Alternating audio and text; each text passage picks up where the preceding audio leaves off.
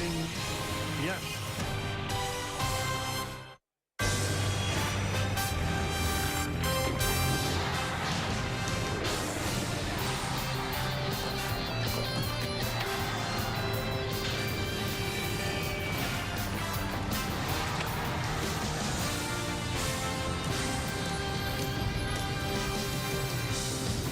It is a summer-like day here at Yankee Stadium, a gorgeous day for a ball game, and a great day for Max Fried to make his Yankee debut. First time he dons the pinstripes here in the Bronx, and he'll get the start against Milwaukee. And it is time for baseball, as the Yes Network presents New York Yankees baseball. It's the Brewers against the defending American League champion New York Yankees in the second game of a three-game set from Yankee Stadium in the Bronx. Opening week, presented by PNC Bank. Hi, everybody, and welcome to Yankees Baseball, along with Paul O'Neill and Joe Girardi. I'm Michael Kay. Yankees won on opening day, and they did it in fine fashion in front of a sellout crowd. They try to make it 2 in a row, and they send out the guy that is now the ace of the team, and that's Max Fried. Michael, he's got a number of different pitches to carve you up, and what you're going to see is you're going to see a fastball that at some point this season will probably touch 97, and he has the ability to locate it on both sides of the plate. That is by you. He's got an outstanding changeup that he worked really hard on in spring training. He's got the sweeper to get the lefties and that 12-6 hook to get the righties. This guy is an outstanding pitcher. I had a front row seat in Philadelphia. Watch him carve up hitters. You see what he has done since 2019. Look at that stellar ERA, 3.06. Well, in the first game on Thursday on opening day, the Yankees got just enough offense to win, and right in the middle of it, two youngsters who are really good friends, and they contributed home runs. Well, you always want to get off to a good start, and you're going to wonder who is going to be part of this offense. Well, you got a catcher leading off. Why? Well, because he goes deep. First time in Major League history out in the stands. Got their fans going. And Anthony Volpe, you just hope that he continues to progress and become the player that the Yankees think he is. I mean, these are two guys that can add a lot to this Yankee offense. Well, for Wells' first opening day leadoff home run in Yankees history, and for Volpe, second youngest shortstop behind Derek Jeter with an opening day home run. So good company for Anthony Volpe. You know, Aaron Judge used to be a young Yankee. Now he's a veteran. He's the captain. And he had a big hit on Thursday. He's got big aspirations for the upcoming season. Meredith Marakovich talks with the captain next. It is a beautiful day for baseball on Yes here in the Bronx. Game 2 of the three-game series between the Yankees and the Brewers is coming your way in just a few minutes. Hey everyone, I'm Meredith Marakovich. The Yankees got off to a nice start to their 2025 season with a 4-2 win over the Brewers on opening day. This afternoon, they'll try to continue their success. One thing has been abundantly clear with this team throughout the course of spring. Last year's trip to the World Series was not enough. This team is hungry for more. Definitely anytime you get a little taste of it, you know, you want more. You know, we didn't seal the deal last year. We got a chance to go to the dance, but didn't finish it off. And, you know, going back to 23 where we didn't even make the postseason, that one stung for me the first time, you know, that's happened to me in my career. And then, you know, the following year we followed up with a chance to, you know, we go to the World Series. So I think a lot of the young guys getting a chance to see that and get that experience is only going to drive those guys more to, you know, the year before they had no fun in October to, you know, this past season getting a chance to go to the World Series. So I think those guys are definitely hungry to repeat that and then change the script this year. Yankees fans will get their first look at Max Fried in pinstripes. It's coming your way next, right here on Yes. Yankees baseball on Yes is brought to you in part by the New York Lottery. Get out there and play. By PNC Bank. Opening week presented by PNC Bank. Brilliantly boring since 1865. And by the Hyundai Getaway Sales Event. Deals so right, it almost feels wrong. Only at your local Hyundai dealer. Crowd still filing in the Yankee Stadium on an unusually beautiful March day. It does feel like the middle of June. And it will be a big house for the second time in a row. Yankees sold out opening day. They won that game 4-2, trying to make it 2 in a row as they start this season with a homestand before hitting the road. Aaron Judge had a big hit, banging off the third base bag that drove in a run, gave the Yankees some insurance for that 9th inning. And now they're ready to make it 2 in a row as the Yankees take the field, led by their captain, Aaron Judge. And taking the mound for the first time here in the Bronx, it is Max Fried.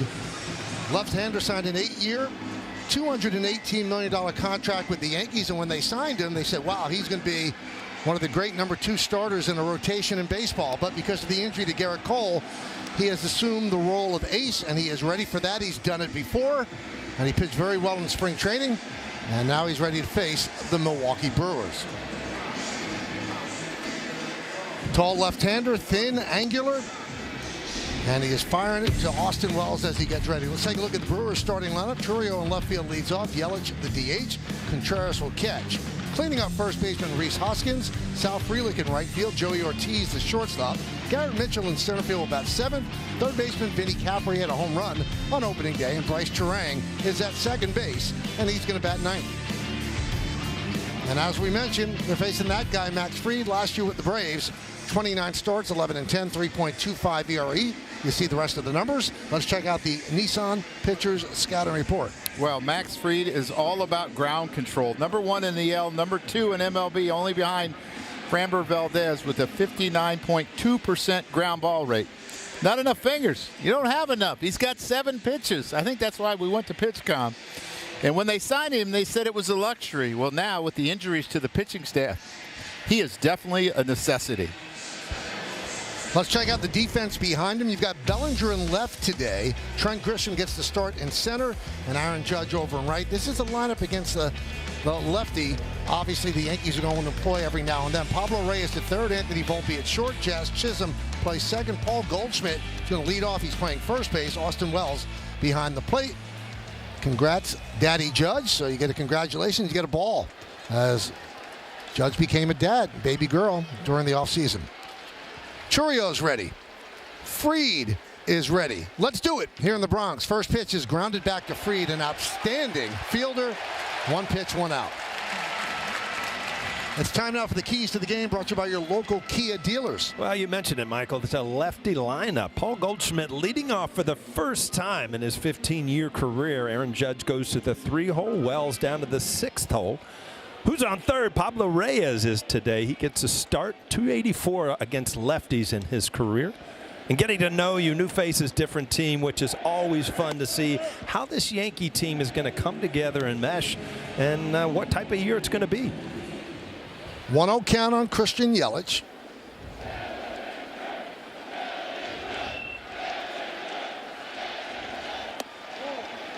The bleacher creatures doing a roll call, calling out Aaron Judge. Michael, you probably know the answer to this. I mean, my scouting report, who's on third? That's wrong in the Abbott Costello. Who was on third? I don't know who's on third base. Ah, there we go. So I had to answer questions.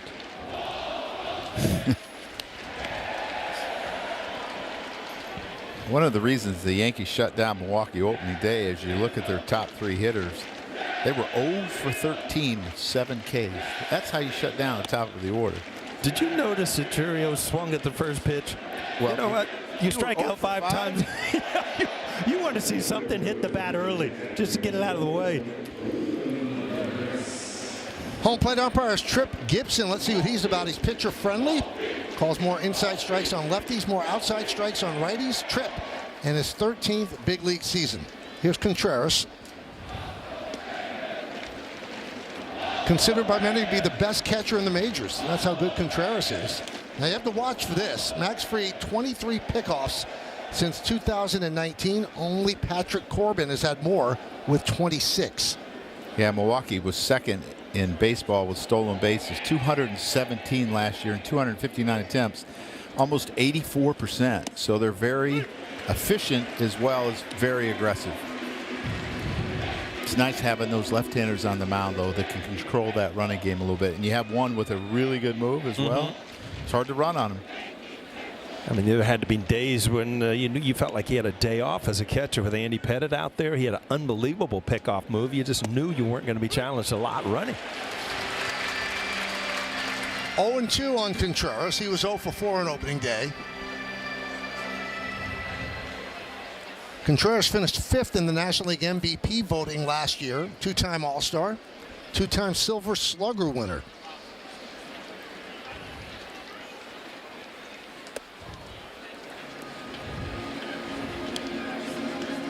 Up to 96 already today. I had it at 97 at some point in the year. Maybe it's going to be a little bit more. Might be opening day, huh?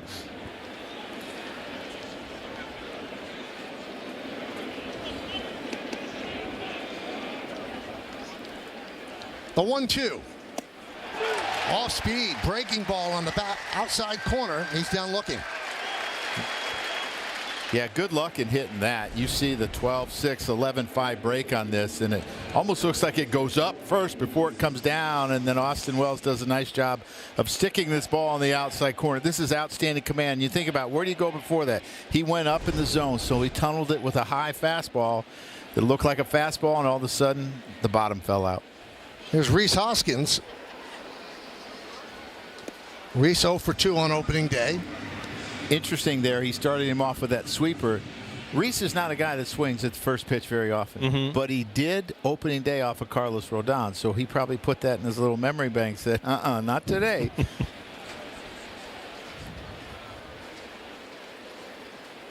Line drive right at Volpe, and that'll do it here in the top of the first. No runs, no hits, no errors, and one man left.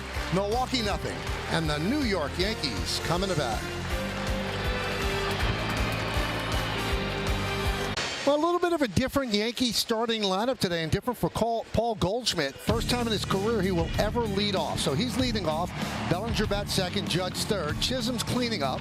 Then it's Volpe, Wells, the newest Yankee Pablo Reyes. Jason Dominguez will DH and hit eighth. And batting ninth and playing center field, it is Trent Grisham. Now, you know the guy on the mound that they're going to face. If you're a Yankee fan, you're very familiar with Nestor Cortez. 31 games last year for the Yankees, 30 starts, 9 and 10, 3.77 ERA. Well, let's check out the Nissan Pitchers Scouting Report. Well, it is a familiar face, and in the last 5 seasons, a 3.61 ERA. Got a nice cheer opening day and a nice cheer when they announced his name today, but that will probably be the end of the nice cheers. Home cooking. Yeah, it's supposed to be a question mark because he's with the Milwaukee Brewers on the road today. But since 2001, 44 starts here, a 2.83 ERA. Any new tricks? You know that he'll drop down into a sidearm. You know that he'll hesitate. Does he have any new tricks for the Yankees? Goldschmidt swings at the first pitch and lofts it to left center field and deep. Mitchell back, track, wall, see ya. There's a leadoff hitter, 1-0 Yanks.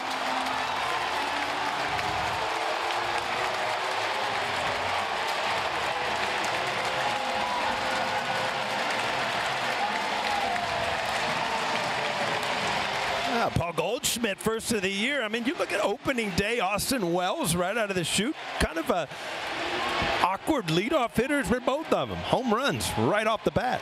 I know one thing. If I don't have a hit yet, I'm going into Aaron Boone's office tomorrow morning early. Wow.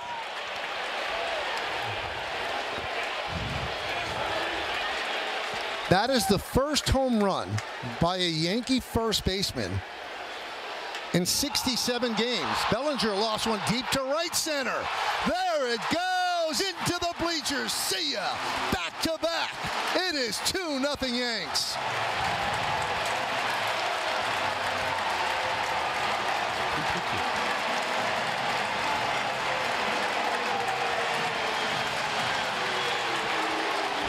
Clay Bellinger, he checked one of the boxes. Always want to get that first home run out of the way. I mean to tell you, 2 pitches, 2 home runs. So much for working the count. I got to believe I might be throwing a ball here. Just you might want to put a wrinkle in one of them. The fastball's not getting by him.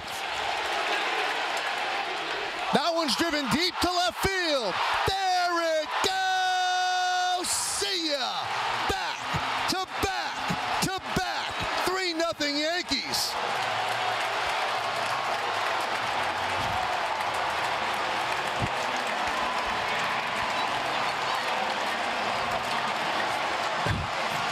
Michael, how do you top this as a first inning? 3 pitches, 3 home runs.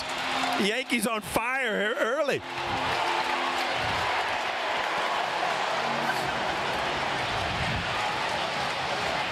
Reminds me of a story that Yogi used to tell.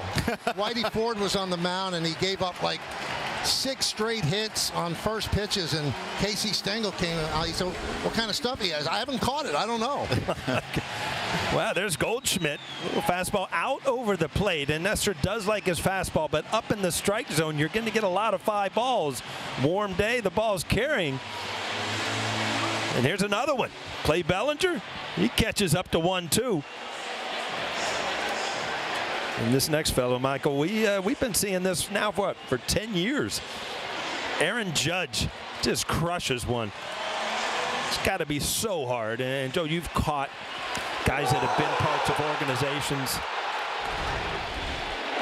and then they get traded or end up somewhere else, and you end up pitching against your former team, your friends. It's just got to be hard. Yeah, they have taken his aggressiveness with the hard stuff. I mean, he threw a cut fastball to Aaron Judge, but they were ready to hit from pitch 1, and it's back to back or belly to belly, to back.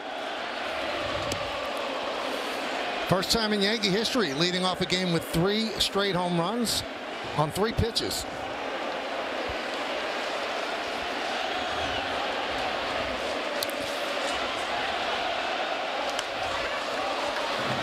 Well, I brought up the scouting report, the home cooking, the 2.83 ERA at Yankee Stadium over his career. Hasn't been too friendly so far. Maybe it's a uniform. You put another uniform on, things change. And a strikeout of Chisholm. 1 away. Boy, Aaron Judge, you just see, when he puts himself in that position, no lunging, waiting for the ball to get there. Just love to see his swing day in and day out because of the consistency of where he is, where his hands are, where his body is when the ball gets to the hitting area.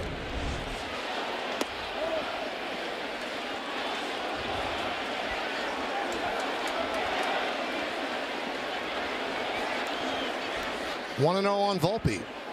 Talking to Boone in spring training, he was talking about Nestor getting the start. He said it's going to be interesting to see if Nestor can control his emotions and his command right out of the box, because he's going to be so jacked up about being back at the stadium. Yeah, I always think it's difficult coming back to face your old team, or whether you're a hitter, pitcher, whatever you want, because you want to do well so bad that you end up trying too hard. Right. And it's funny because I always remember Sterling Hitchcock. Remember him? And he would always say how he would get you out. And then he ended up going to San Diego. And you remember this. I mean, he as a pitcher, you've watched teammates and you think you know how to get him out. Right back to Nestor. 2 away. Well, there's one of the better home run hitters that this game has ever seen. The first one of the year. Yeah, and you remember the March and April that he had last year where he struggled so mightily. He's got a double opening day with an RBI and now a home run. I think it's really important that he gets off to a good start. Just with the changes that have been made, relying on some of the younger kids, some pitching issues that they're going through, he needs to be big this first month of the year until they start to get some people back.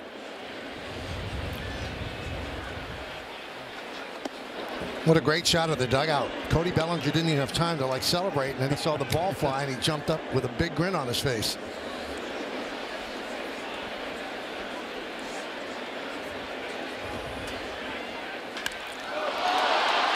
High ball left field. Churio back on the track at the wall. They've done it again. 4 first-inning home runs, and the Yankees lead 4-0.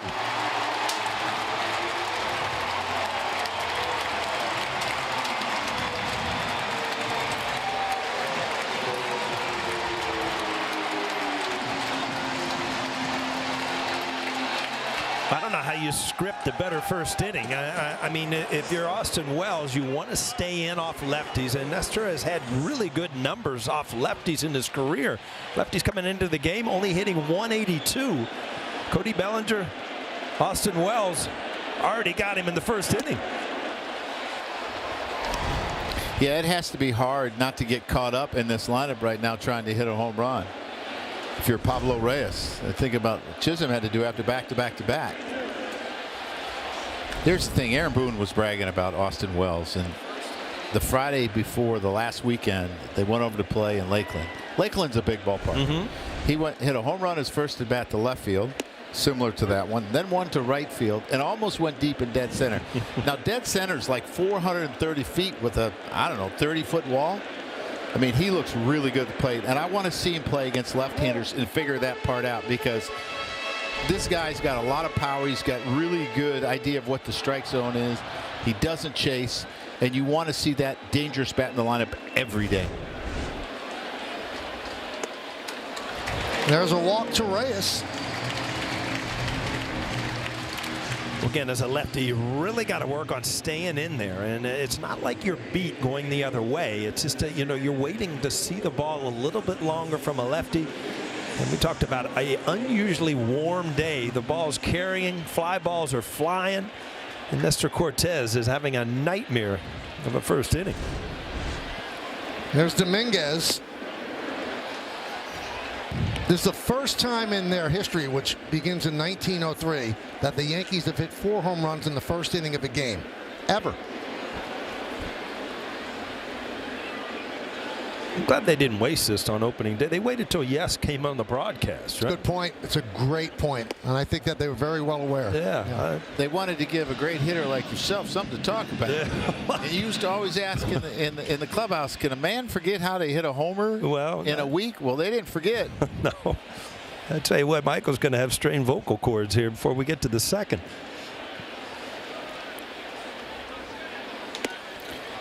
You never know what to make of spring training numbers, right?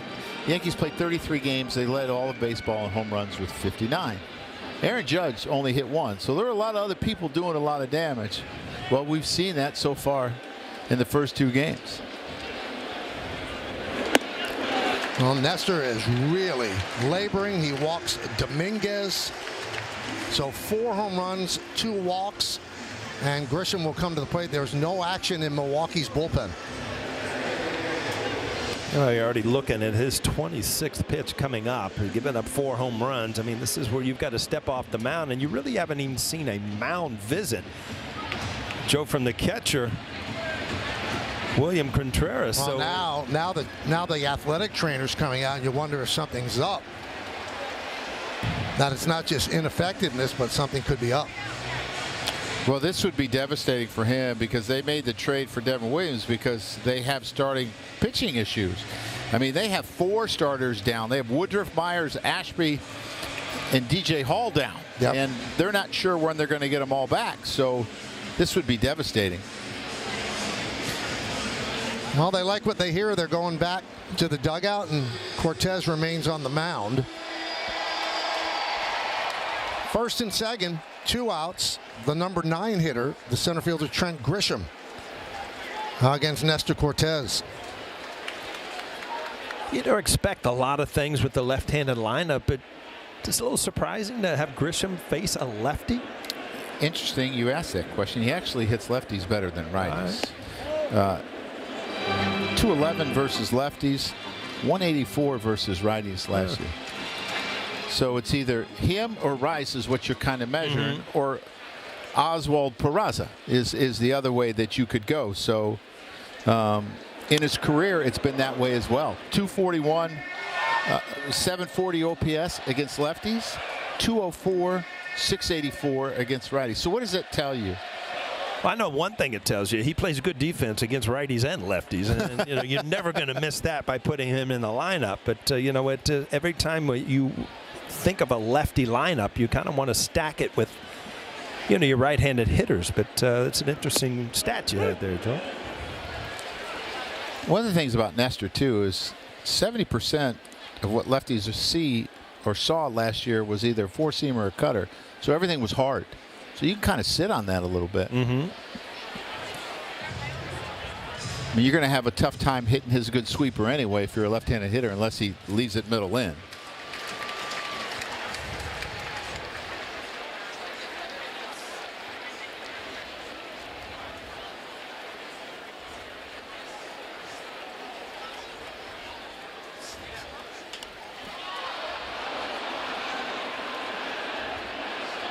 Still 1-2. Game time weather presented by Bigelow, the official hot tea of the Yankees. They're hot. It's 78 degrees. Wind is swirling.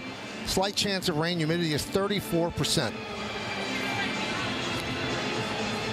How'd you dial this up, this 75-degree day? I brought it on the plane yesterday from Florida. You kind of like it. Huh? I see.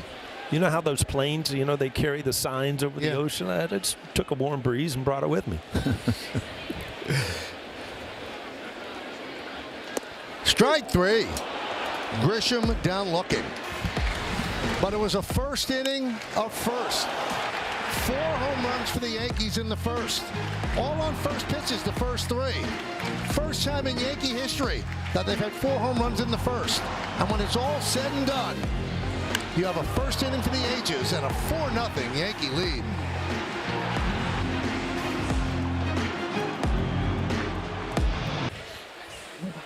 $4-0 Yankee lead for Max Fried, and he deals a strike to Sal Frelick.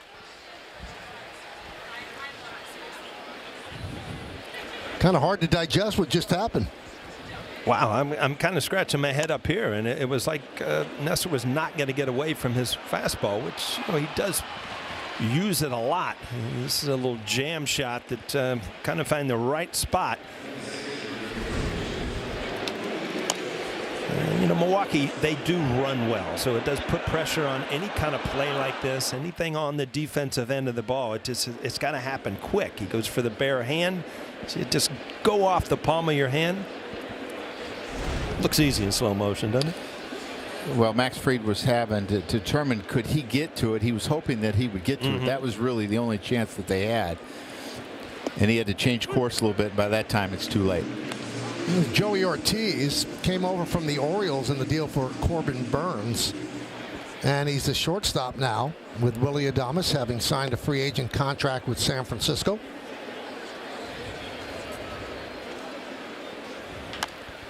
Another tapper in front of the plate. Wells Fields goes to second. But he's calling the batter out, and he's sending the runner back to first. Almost hit him outside the batter's box, huh? Yeah, that's the only thing that you could call him out for. Yeah, as he's running out of the box. You see, then he makes contact, and so he's out. Good call. Did you see him make contact? I think it hits his bat. It comes down and hits his bat again, is what I saw. And I'm not sure he's completely out of the batter's. And hit his shoulder there. Shoulder. Yeah, good call by Trip Gibson. I mean, that's a hard call for an umpire to keep your eye on the baseball. Talk about a frustrating out. Yeah. Oh, Lord. I mean, we know that he's a ground ball machine, and we've seen both balls this inning put on the ground, and we saw one in the first inning, but that's a tough one to swallow. I'd be good with that one, right? Oh, coming back with the dugout. I think the Gatorade jug had a problem. Here's Garrett Mitchell and a strike. Now I'm going to ask you, Paul, something, because obviously we keep score. How do you score that? I think the catcher gets the out. To you? Yeah. All right, I'm writing it in, Michael, and if you're wrong, I'm coming back to you. Well, you got a bottle of white out over there just in case things change. A big bottle.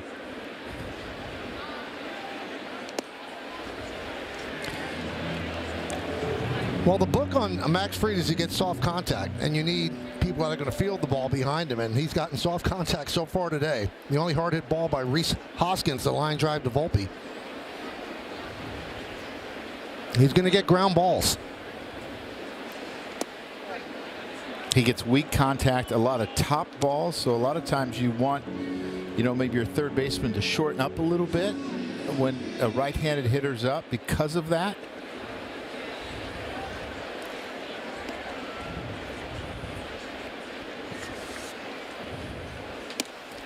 That was a strike to Mitchell.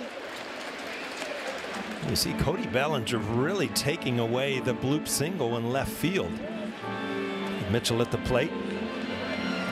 Grisham and Judge pretty much normal depth, but Cody Bellinger way in and left. Just missed the outside corner, 3-2. Paul, do you remember in the years that we played that you'd see such a discrepancy in fastballs? No. No. I mean, you mentioned coming 92 to 97 so far today. Yeah, it's, you would see that once in a while with a four-seam fastball and a two-seam fastball, which I don't understand now. Guys throw their two-seamers as hard as their four-seamers. I don't know what has changed in baseball, but that didn't used to happen. It's called grip it and rip it. Yeah.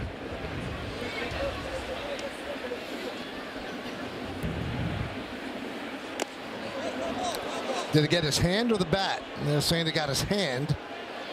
Well, they're checking with the first base ump. Frelick is staying on first before a call is made. Yeah, this looks like Aaron Boone thinking this is a possible swing. And, if the bat gets through the hitting zone, whether it hits you or not. We'll have to watch a replay here. Now he is going to take first base. Did he attempt a swing here? No, I think that's no question there. Well, last year at the end of spring training, he got hit in that right wrist and missed the first 3 months. He's had a hard time staying healthy.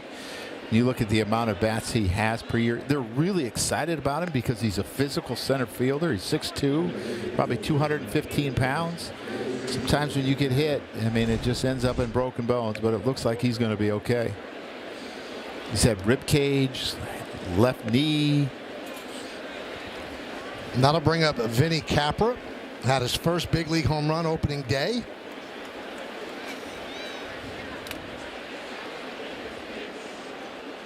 And despite the home run being hit in a visiting ballpark, the Yankee fan that caught it gave him the ball and was rewarded with a signed baseball and a signed bat.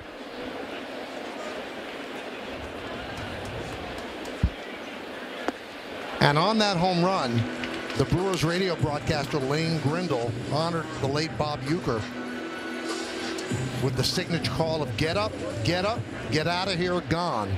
And Uecker is very much missed around baseball, particularly around Milwaukee. He was the man for the Milwaukee Brewers. Well, Michael, it's been 75 years, I was reading today, that Bob Uecker or Vin Scully did not do the opening game. Wow. 75 years of baseball.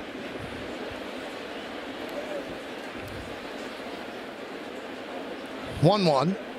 Capra lines it the other way, foul. Capra had a big spring training, hit .358, 6 home runs, tied for the major league lead.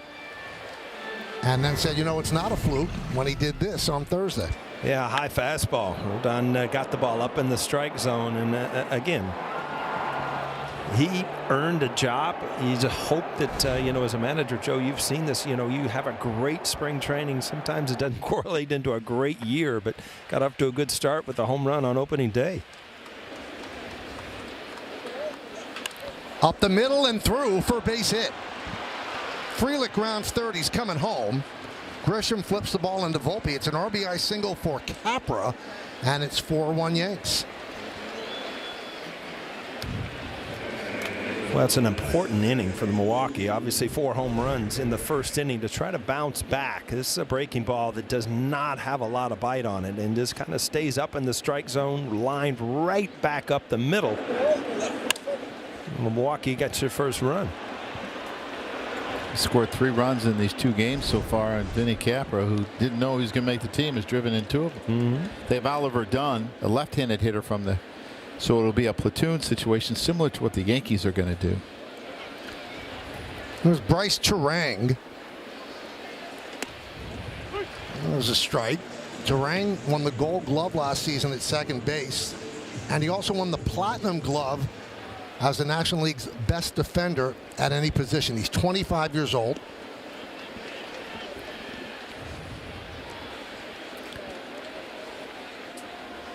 You'll like some of these names, Paul. So Sal Frelick won a Gold Glove in right. So Frelick and Turang became the first Brewer teammates to win Gold Gloves since 1979. Cecil Cooper and Sixto Lescano. I remember them both.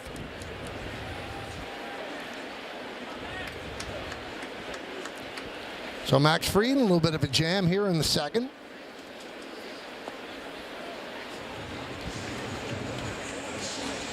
Max Fried, to me, was a little bit different in spring training from what we've seen in the past to left-handed hitters. He was a guy that never threw his changeup much to lefties. He threw a ton of it in spring training and had a lot of success. Lefties hit him last year, which is really unusual. So he's trying to change some things up. Haven't seen a whole lot today, though.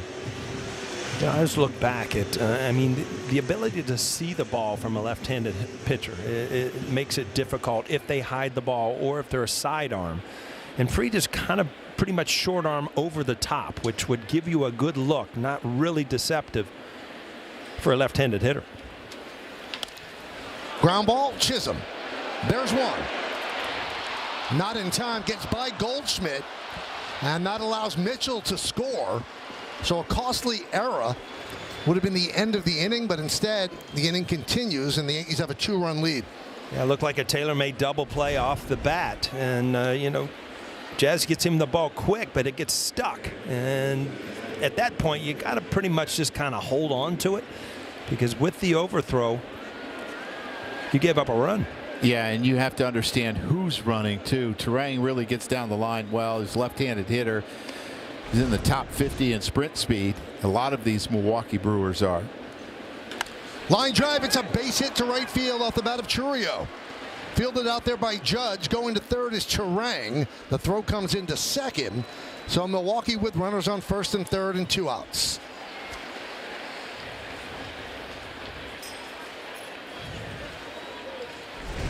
Well, you've had some soft contact, but then you've had some hanging breaking balls that are getting hit hard. This ball, again, another breaking ball that just kind of hangs up in the strike zone. And a good job to line it the other way. You know, as a catcher and a manager, I always loved when our teams had big innings. But you worry when pitchers sit for a long time. Right. Do they come back and just because they want to get in a rhythm where they're out there every 12, 14 minutes, and all of a sudden you sit for a while. Somewhat of a long first inning, even though there were a lot of first pitch home runs. A lot of times they don't come back as sharp. You know, it's funny because you have so much emotion coming into the game. Obviously, it's opening day. You're a new pitcher to a new organization, and then you have that bottom of the first that just kind of lose it for a minute. And remember, you know, now it's 4-2, and you've got some big pitches here with 2 outs. Well, it would be hard not to get caught up in the offense. Yeah, right. Where you want to stay focused on what your job is. Christian Yelich takes a strike. He walked in the first inning. He was 0 for 4 on opening day. He was having a good year last year until a back injury in late July. Had to have season-ending surgery. 33 years old. 13th big league season. What about left-handers that could do what he just did there, run the ball in on you? I just was shaking my head because that's a pitch as a lefty you just cannot handle because it just keeps running in on your hands. The only thing you can do is open up and pull it foul, and you don't want to get a habit of do that. See, that ball just chases you inside, and you're just beat. Nothing you can do.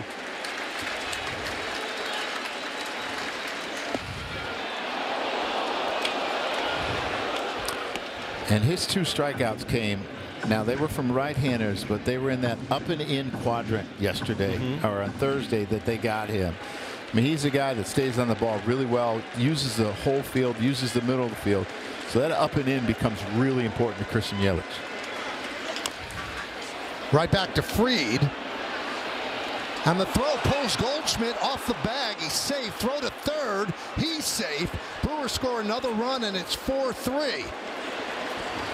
Couple of costly errors by the Yankees in this second inning.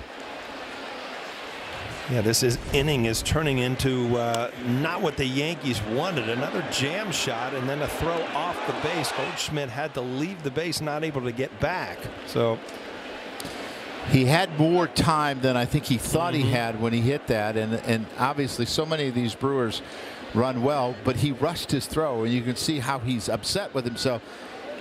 You got to understand who's running, gather yourself, and make a good throw. And he's an outstanding fielder. There's William Contreras, struck out looking in the first, so the Brewers quickly get back 3 runs. Fried, a winner of 3 Gold Gloves. And he gets the E1 there. There's no RBI in the play, obviously.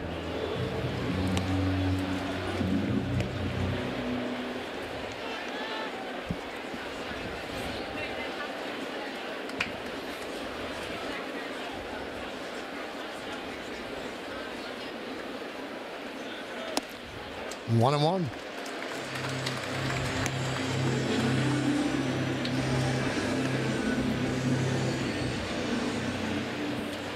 "38 pitches for Fried, 2 outs into the second.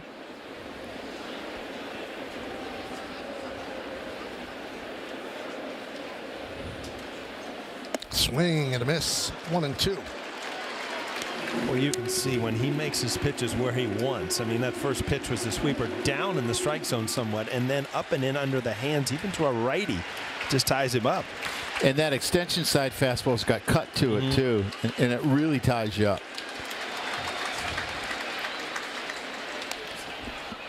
Still 1-2.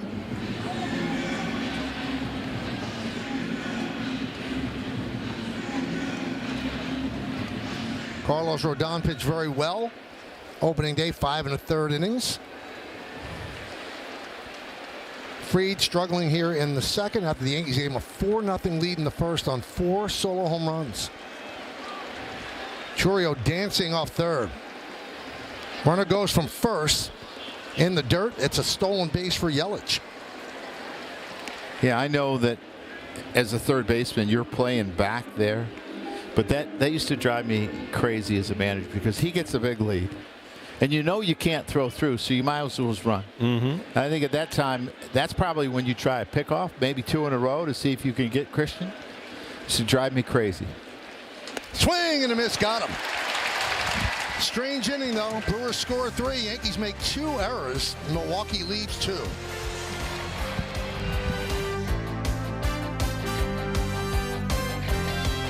For Pinstripe Pride, brought to you by Toyota, the official hybrid vehicles of the Yankees. Today's submission, the first of the year, is of Jack and Avery. Jack celebrated his first opening day on Thursday, and Avery celebrated her 4th. What a way to celebrate a birthday with a Yankee win on a beautiful day at Yankee Stadium. Use the hashtag Toyota Pinstripe Pride. Mention yes in pictures you post to social media to reflect your love for the Bronx Bombers. We might spotlight you in a future game the way we just did Jack and Avery. Close friends of yours, Jack and Avery? Very, very, very good kids. Here's Paul Goldschmidt again, leading off the second. So one of the things that hitters like, especially if you're the same, is the first hitter to have a long bat so you can see all the pitches. Well, if you're Aaron Judge, what do you say to Paul Goldschmidt? What's he got? He's got a home run ball. He's got a home run ball.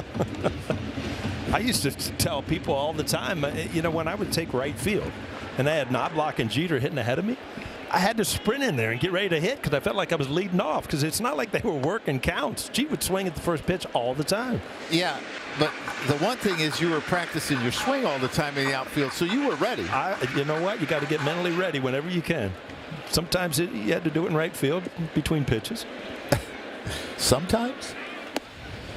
Let's bring in Meredith Morakovitz. Meredith, what did Paul think about leading off for the first time in his career? Guys, I think you'll like this. 1,930 games, never did it before. I asked him if he likes the idea of him being the leadoff hitter, and he just kind of smiled at me, Michael, and said, I don't know, we'll see. Well, turned out pretty good in that first inning. Worked a walk here in the second inning. Something tells me Aaron Boone will not hesitate to put him there in the future. But one thing he did say to me, he's going to treat it like he's at any other spot in the order. He's not going to put too much pressure on himself.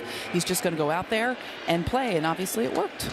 Home run and a walk. That's a good leadoff hitter. Here is Cody Bellinger. Pops it up on the left side. Capra makes the play. All right, it's time for the Mohegan Sun team scouting report. Well, the kids are all right. Volpe, Wells, Rice, Dominguez all have started off pretty well, and they're going to need them to lengthen this lineup.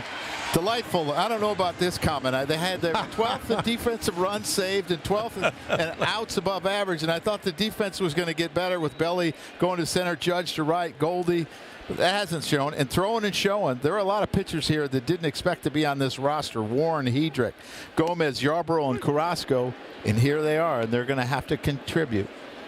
Now, Joe's last scouting report there was an homage to the great Walt Frazier, throwing and showing, and the reason we did that today, it's Walt's 80th birthday. So happy birthday, Clyde. Wow.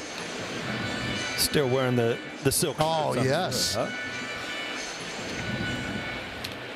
And we did The Kids Are All Right for You, a little music. I was going to say that's a music title, right? Yeah.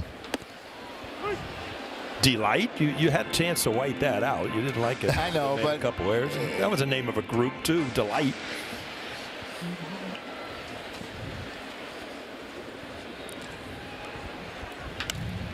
Ground ball to third. 1. And it gets by Hoskins. But Judge will stay at first.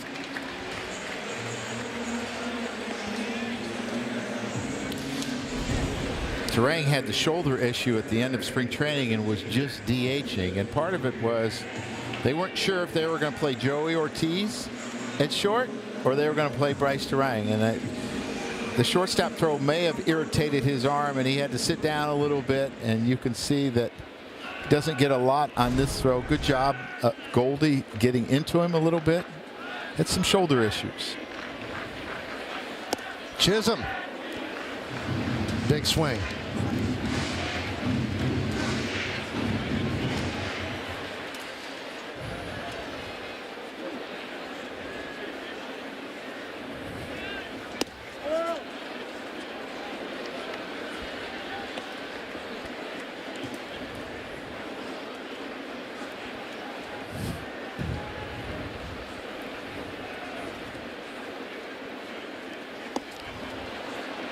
1-2. Really good sweeper there, and you can see why Nestor can be so tough on left-handers. Left-handers really struggled with 204, 530 OPS. I mean, he dominated. And you always got to realize he can change that arm angle too to a lefty. Good piece of hitting by Chisholm. Drops it into left center field. Aaron Judge off to the races. Will get into third. And Chisholm will just cruise into second. Again, I mean, defensively, you see a few things that shouldn't happen. Obviously, the Yankees' last inning. And this play right here, I mean, this is just a little dunker to left field, 2 outs. Aaron Judge is in motion, so he's pretty much going to cruise into third base. This ball has to go to second to keep Chisholm at first base. Yeah, Aaron Judge just knows that he's going to go to third right from the get-go, never slows down. And even a better job by Chaz Chisholm to recognize how high the throw. He missed the cutoff, and I could get into second.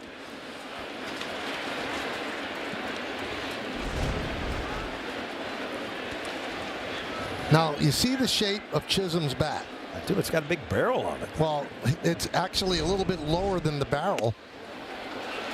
The Yankee front office, the analytics department, did a study on Anthony Volpe. And every single ball, it seemed like he hit on the label. He didn't hit any on the barrel.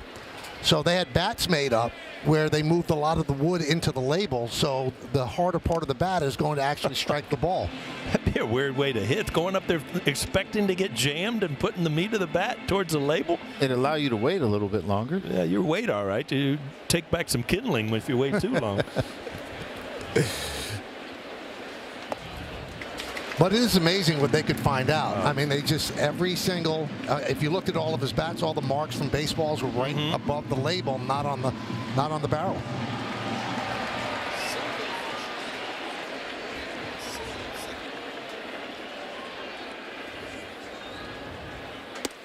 Well, it just goes to show you how hard bats are now too. Because when you used to hit the ball on the label, they weren't lasting. No. To have a bunch of marks. Yeah.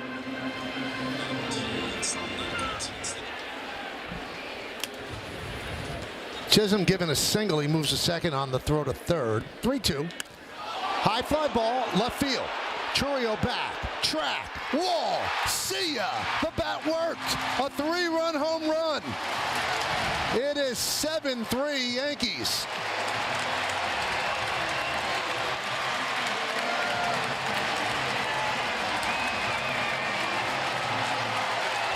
Oh, Anthony Volpe, he went to right field the other day, left field today. Again, you just hope, if you're Aaron Boone, that some of your younger players get off to great starts to set up for a really, really solid year.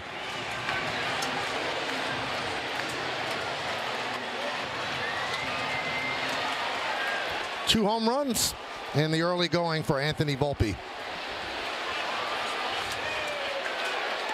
And Austin Wells takes a strike. So the Yankees have struck 5 home runs against their former teammate, Nestor Cortez. A little cutter didn't quite get there, Joe. And when it's up in the strike zone, you know, you can see it a little bit better. And if it doesn't have that sharp break at the end, Anthony Volpe's very quick to the ball inside, pulls his hands in and kind of stays through it, gets just enough to get it out of here.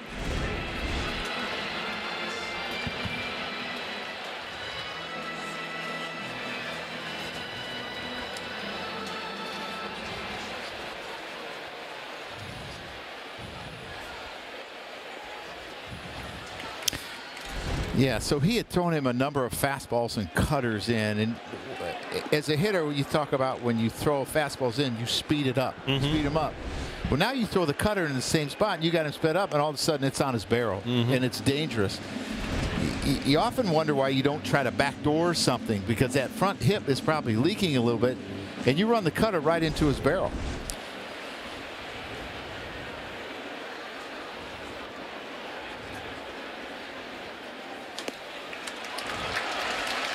And there's a walk to Wells. What a rough afternoon for Nestor Cortes. Yeah, this has just been nothing but a you know, an unbelievable nightmare start for Cortes since pitch 1. Finally, the bullpen up. Another lefty.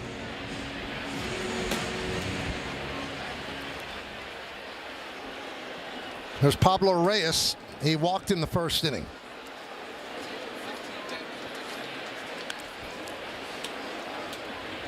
So 4 walks and 5 home runs against Nestor Cortes. You know, early season numbers can almost be hilarious at times. You know, you have a couple bad innings as Nestor has, and you look up at his ERA right now, it's 37.8. So you got a little ways to get it back down to respectability, huh?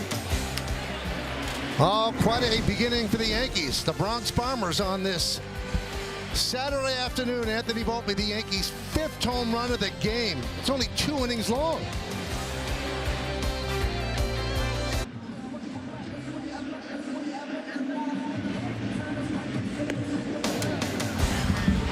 We go to the 3rd inning at Yankee Stadium. The Yankees lead 7-3 over Milwaukee. It's a day you could actually go swimming today. Yeah, until you get in the river and it's freezing, and then you tell me how. You're going to swim in the river? There's people swimming in the river. They just might not be swimming much. Here's Reese Hoskins. There's a strike, 0-1. Maybe off the air, I'll ask you to expand on that a little bit. I better leave it right there. Oh, you'll be next. 0-2. Did you notice up here how much elbow room is up here now? You know, every year you go to school and you wonder, you know, how people's off season went, how their summer went. Michael walked in to skin and bones today, dropped all kinds of weight. We got room to spare up here now, Michael. So it was my extra 30 pounds that was crowding you out. Yeah. Oh, wow. Audrey's actually back in the booth. She was out in the hall last year. I'm glad I could help. You did well. That's the first one of the year. One of many. Swing and a miss. Hoskins down on strikes. Let's check out FanDuel's live same game parlay. Well, he's halfway there. Aaron Judge on top there with 2 home runs. So is Max Fried. Yeah. There's Sal Frelick. And he gets plunked. Second batter hit by Max Fried. All of a sudden, Joe, that sweeper has not been really sharp today. He leaves this one out, too. See, it's supposed to break over, and it's just kind of hanging. Sweepy, no sweepy. Yeah.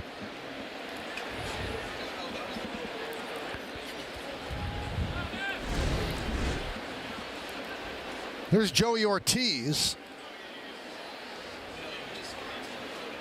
He had a chopper in front of the plate and then ran into the ball in fair territory, so he was automatically out. The put-out goes to Austin Wells. Never understood. As Mattingly used to tell me all the time, because I would ask him, you know, he really hit lefties well. And he said, I look at the breaking ball, the one right at me. And I just looked at that last pitch. So that one was right at him. What he can swing at it? But it worked for Cap. I guess he never bailed out. Golly. No wonder his back hurt all the time. One at me. I'm hitting the deck. I'm not waiting for it to break.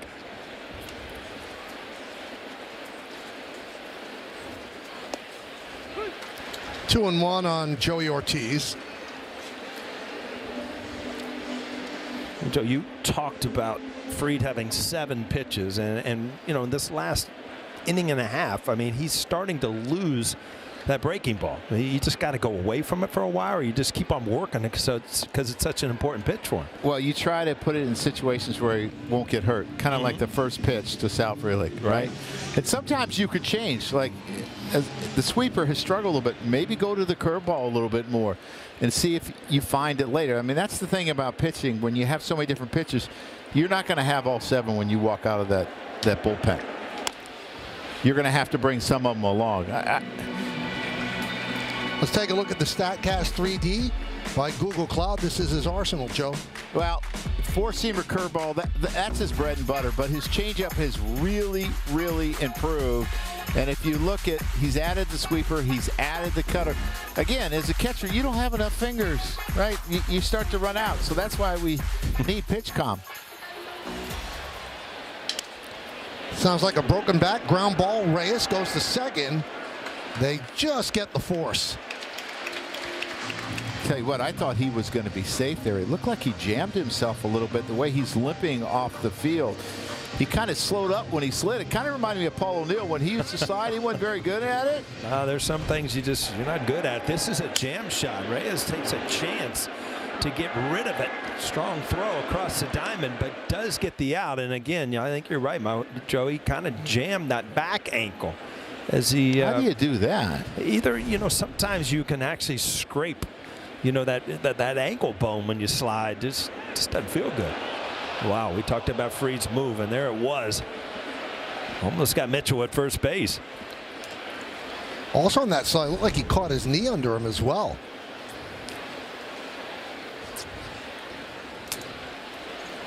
Here's the thing, when you're a base stealer, a lot of times you don't slide feet first. You slide a lot head first. And that play, running into second, you're not going to slide head first. So that's something that's normal for base stealers.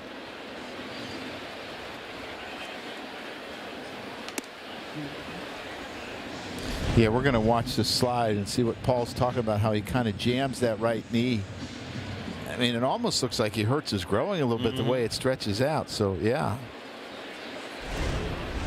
See if he makes it out to right field next inning. There's a base hit to right field. Ortiz will stop at second.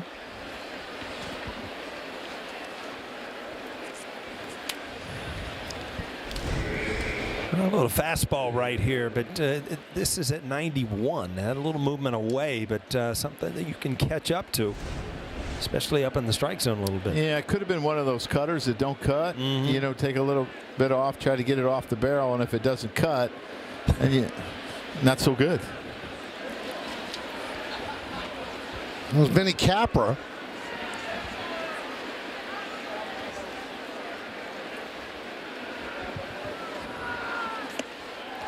Now, Milwaukee has 3 runs in 2 innings, and not all earned, obviously, but Fried usually keeps off the board. Since 2020, there are only 3 pitchers in baseball with a sub-3 ERA and 90 games started. Fried, Burns, and Wheeler.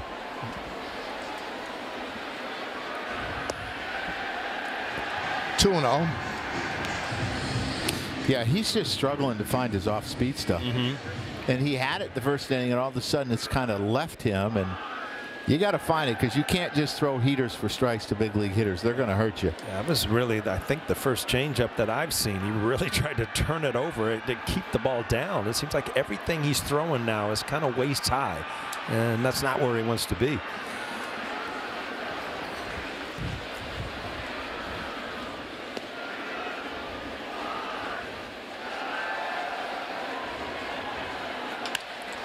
Lofted into center field. Grisham. And that'll do it. No runs a hit and 2 men left. We've played 2.5. Yankees up by 4.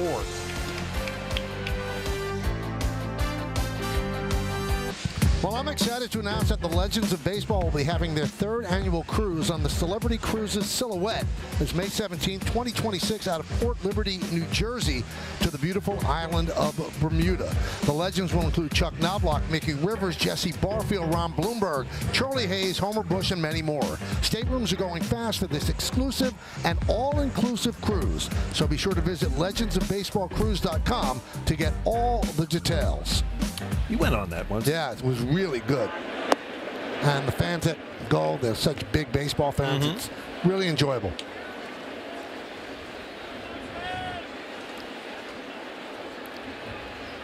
So if you turned on the game late, you have a lot. Yeah, you missed a lot. But the bottom line is that the Yankees had 3 home runs on the first 3 pitches of the game. And they had 4 home runs in the inning. So 3 home runs on the first 3 pitches, leading off a game. First time in Yankee history. And we just find out only the 10th time in Major League history that ever happened. Dominguez.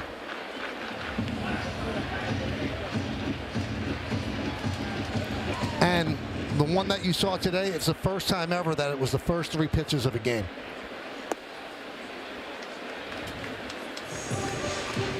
That old saying that you can go to a baseball game and see something you've never seen before. You got that today? Well, if you go back 15, 20 years, the reason you didn't see that because if the first 2 guys went deep, the 3rd guy usually got one over his head or something just to get your attention. Huh? And a lot of times the first 2 guys weren't home run hitters either. Yeah, I mean, you had little, leadoff hitters just trying to start it off, unlike today. Second walk to Dominguez. Audi Electric Moment. Experience a fully electric Audi vehicle at your local Tri-State Audi dealer today, and this is what we're talking about. Yeah, that's 1. Boom, that's 2. The lefty Bellinger, and then Aaron Judge. Wow. People come to see Aaron Judge swing. Austin Wells going the other way, which is impressive against a lefty. Well, Pat Murphy, the second-year manager of the Brewers, he has seen enough. Nestor Cortez really laboring out there. Has a rough outing against his former team. He gives the ball to his manager. He'll depart. The Brewers will go to the bullpen. Yankees up.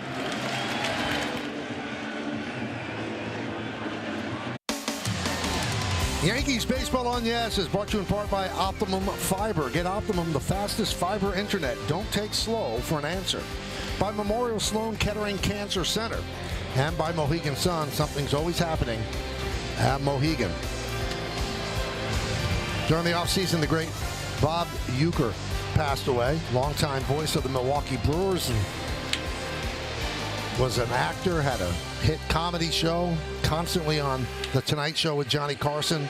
What an unbelievable guy. What an unbelievable ambassador to baseball, and a big loss for all of baseball, particularly the Brewers. Must be in the front row. Right? Yep.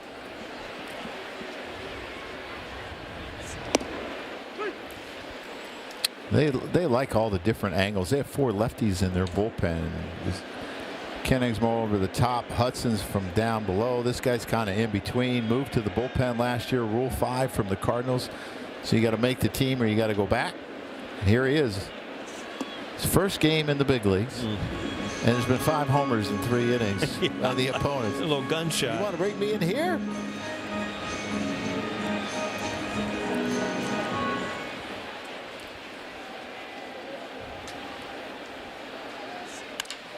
Line into left field. It's a base hit for Grisham. Dominguez will go to third. Throw comes to second. Yankees playing the corners with nobody out. A really good piece of hitting by Grisham. A line drive to left field. But, if you watch Dominguez, you just don't realize how fast he is. His stature, he doesn't look like it. But, boy, he gets – I mean, this isn't a given first to third. This is a hard line drive to left center field. And he easily just cruises into third base. But you know what happened there? Jackson Churio learned his lesson. He tried to throw Judge out of third and allowed Jazz to move up. Not this time. Yep. So first and third, nobody out here in the third. Here's Goldschmidt, a home run and a walk. And a strike. see the numbers from last year, but the final 2 months of the season, he was closer to the player that everyone expects him to be. He struggled in the first 4 months of the season. Looked very good in spring training for the Yankees. He was 0 for 4 on opening day, but he hits a home run on the first pitch that he sees in the first inning, and it shouldn't be a surprise because that's his 32nd home run in 138 games against Milwaukee. Only Andrew McCutchen has more with 40.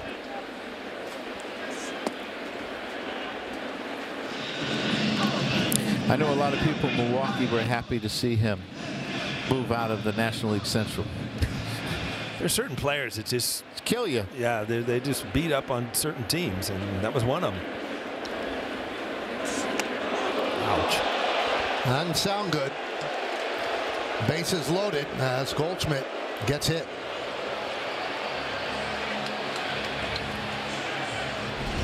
Does he wear a pad on his hand, or this hit the elbow? It hit the hand.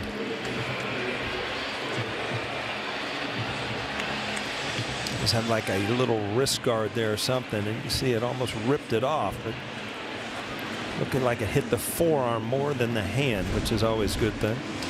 So would you want to be on a team where the pitching coach's last name was Hook? Yeah, like when he's on his way out there, you just walk off the mound. The good thing is, though, the pitching coach usually doesn't take you out, but yeah, I just think it's such an appropriate name. He's done a really good job in Milwaukee, especially turning so many of their players that had marginal careers as relievers into really good relievers and getting the most out of them. Their bullpen was second in baseball last year. Outstanding bullpen. Felt so good about it, they allowed Devin Williams to be traded.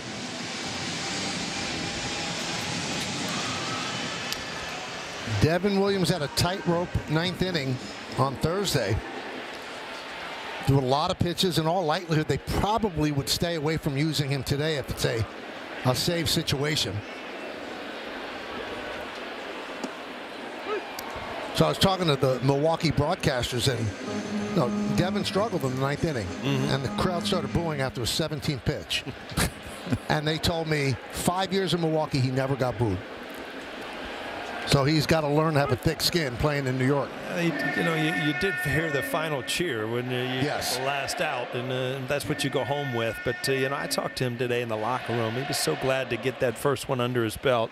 And it's odd throwing again, like Nestor today. It's odd throwing against your ex-teammates. Grounded, foul ball. First base umpire Ryan Blakeney said foul ball. Right down the line, just missed going over the bag. Well, if you watch Cody Bellinger, he kind of sways and starts to open that front hip. And, it's all a timing thing, but by opening up a little bit, it allows him to really get to the inside pitch really easy.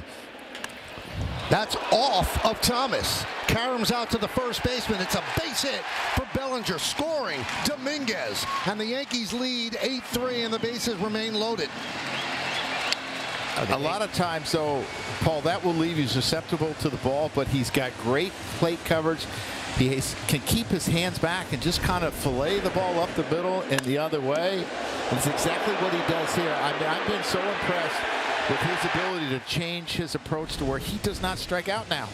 I mean, it's in the teens. It used to be in the high 20s.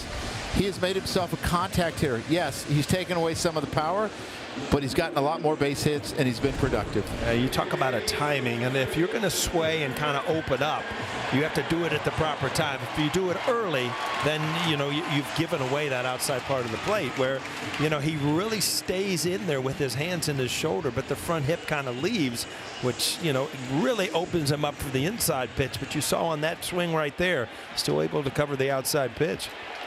Bases loaded for Aaron Judge. Home run in the first, reached on the fielder's choice and scored in the second. The athletic trainer of the Brewers came out to check on Thomas, see if he was okay after being hit by the comebacker. He remains in the game. Well, I know a lot has happened here, but you're looking really for a knockout punch here. I mean, you've got a 5-run lead, bases loaded, nobody out. with the meteor order up. So this is an opportunity for the Yankees to really take big command of this game.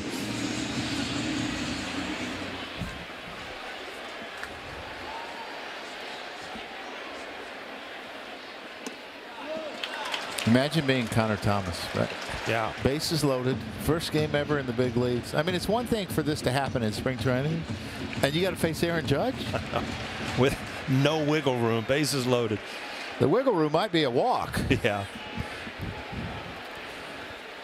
High fly ball, left field. Curio back, track, wall. See ya! A grand slam for Aaron Judge, and the Yankees are pouring it on.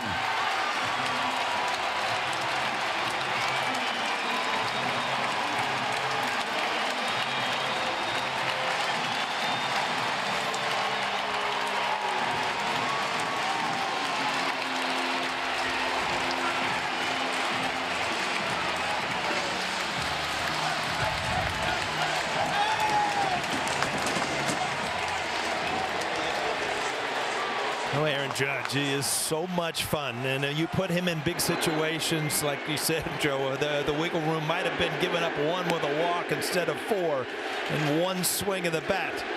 You go away 4 runs. Who was it? Buck Showalter walked Barry Bonds with the base loaded. There was an open base, it happened to be home. Yeah. But instead, you give up 4.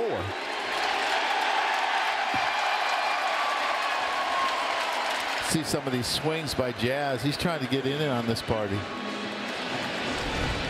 Yeah, he really does. And you see Aaron Judge, it didn't take long for the first curtain call of the year. That's why you could never make anything in spring training. He had a tough spring training. And then you look at Jackson Chourio, almost hit 550 at bats, struck out 5 times opening day.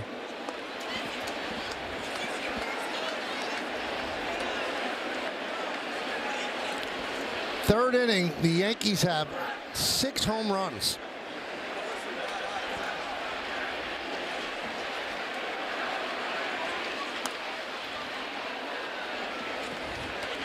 Still 1-2 on Chisholm. Well, Ball, you've seen a lot of balls up in the strike zone that these hitters are ready and beating them to the punch. And this ball will obviously, Aaron Judge, when he elevates it and hits it hard, it's gone. Well, Judge won the MVP last year, finished with 58 home runs, and he had a very un-Judge-like March and April. Really got off to a terrible start, and here he is, the second game of the season. He has 2 home runs and 5 ribbies in this game alone. High drive, right field. There it goes. They keep on doing it. See ya. A home run for Chisholm. The 7th home run for the Yankees. A 13-3 lead.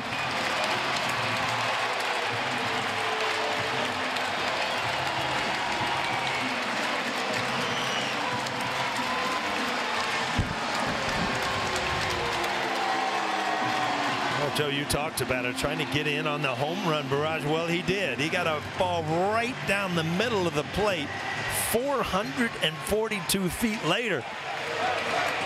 Jazz Chisholm gets his first home run.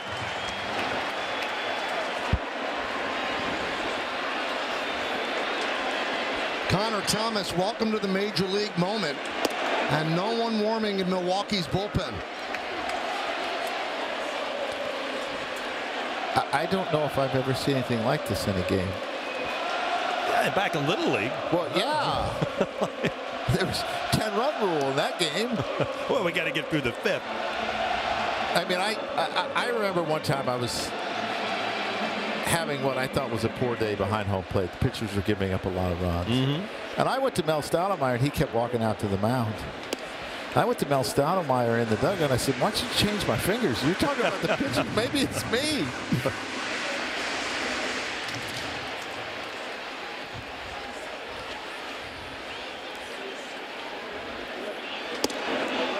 Volpe down on strikes. It's the first out of the inning. Again, that's just a belt-high fastball right there. I mean, that's his first big league K. He's not throwing the ball in. Wow.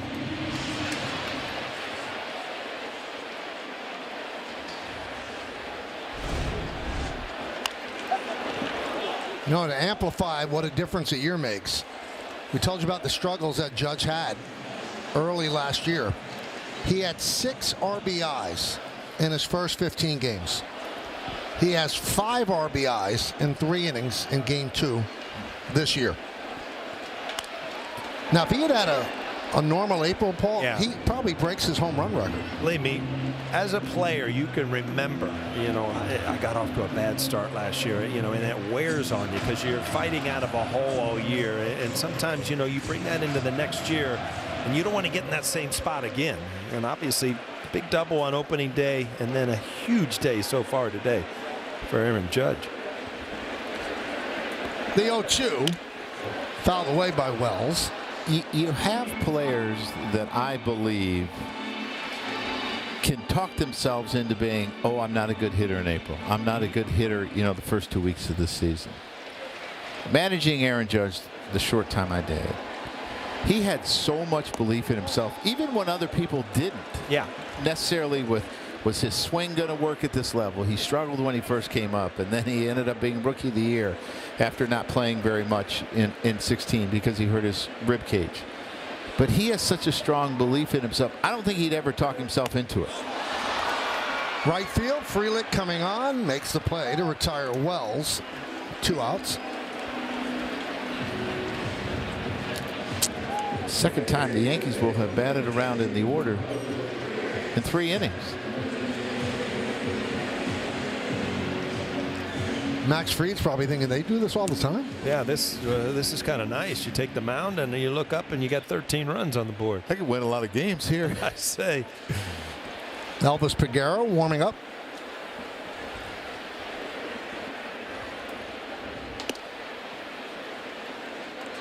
Well, Michael, we're chasing history. They got 7 home runs so far.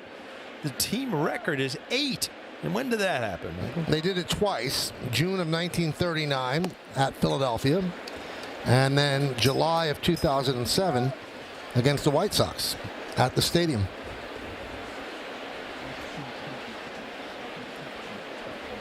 Michael, you're the only one that's seen both of those games.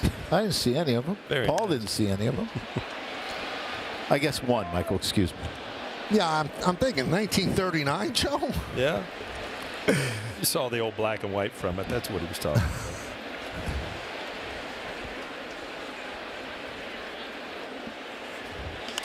about. Up the middle.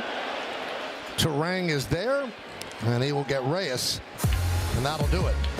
But the Yankees, they are smashing the baseball, especially that guy, Aaron Judge. A first inning home run and then a grand slam here in the 3rd. Yankees lead by 10.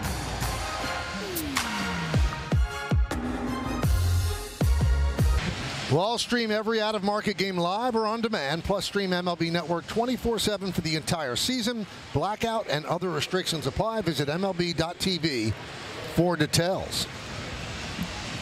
Tri-State Cadillac scoreboard. 13-10-2 for the Yankees. 7 home runs. 3-4-0 for Milwaukee. So Turang will lead off. It'll be 9-1-2 for Milwaukee against Max Fried.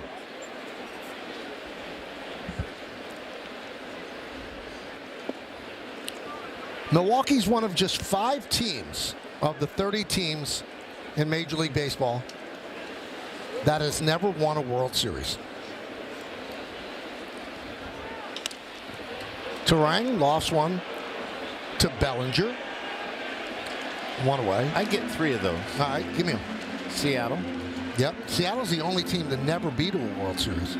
Tampa. Yep. The Rockies. Yep. No, I'm running out. I got Milwaukee. And then there's 1 more. Yeah. Yeah. Huh. You guys should be very familiar with this team. Oh, yeah. They would have won it in 1998 till we boat raced them. That's right. You boat raced them. The Padres are the 5th team.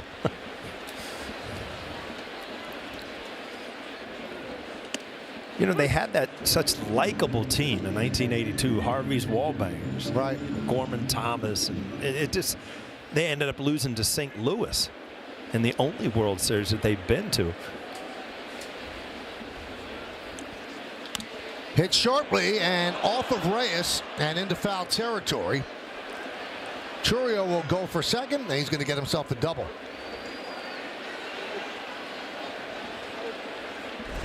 Not much of a play on this. I mean, this ball was just hammered, kind of a short hop.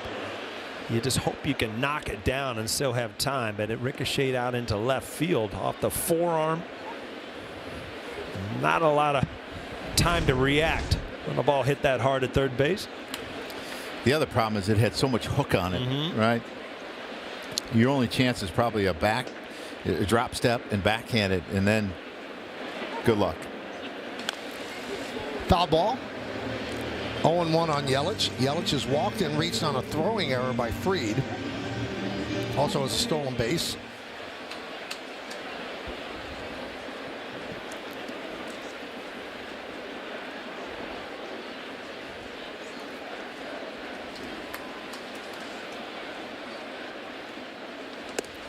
He is so important to this lineup with Willy Adames going to San Francisco. I mean, it's hard to replace 112 RBIs, clutch guy, but Christian was having closer to his MVP season last year than some of these other seasons before he got hurt. So they need him to stay healthy and be extremely productive. And he swings and misses through a 95-mile-an-hour fastball. Yeah, it's just an outstanding pitch. The pitches that have beat him have been up. This one's up middle. There's been some up and in that have beat him. He has not been able to catch up to him. He's a really good low ball hitter. It's just an outstanding executed pitch. And I think you're seeing that, even late in the count, trying to get a strikeout, you're going to different pitchers. That's usually a curveball count or something breaking. I mean, that's Sweeper. a high fastball where he's kind of figured out that, I don't have my best breaking ball today.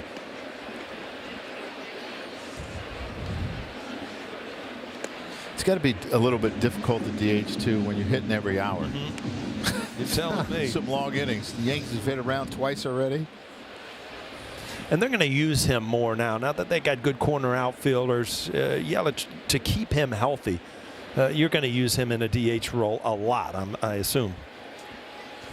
Pat Murphy was talking to us on opening day about how I asked him, I said, well, how much are you going to DH him? And he said, I don't really have a number, but he takes a lot of pride in his left field, and he's actually improved his arm. One of the big knocks on him, he couldn't throw it all. But he said his arm is actually improved over last year, and he wants to play left, so he's going to play some left. Reyes bobbles as Contreras reaches. Moving to third is Chourio. We'll see how that scored.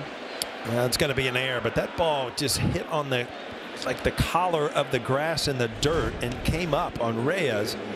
You see him try to read it into an easy hop, and then it kind of came up to him. Well, when you get a lot of weak contact and topped ball, you know that you have to rush because Contreras runs okay, and he gets in between. Exactly what you talked about. He either had to come in a little bit further or stay back a little bit, and it ate him up. Tell you what, third base is such a tough position, and reading the baseball, the hops is so important. Grounded up the middle. Volpe gets off his glove and trickles into center field for a base hit. Chourio scores, moving to second. Contreras RBI single for Hoskins, and it's 13-4 Yankees. Well, it's a day of the hitters. There's no doubt about it. I mean, everybody coming into the batter's box today seems to have a hot bat. This ball just off the end of the glove of Volpe. Not able to knock it down. Yeah, he has to do that type of slide because if he lays all out, he's probably not going to get Rhys Hoskins at first. So that was his only chance. I think hitters like warm weather. Oh, I mean, this is just you're stealing a day early in the year. I remember even in spring training, it's in the back of your mind. I mean, what's that first week in New York going to be like? Opening day was nice, beautiful today.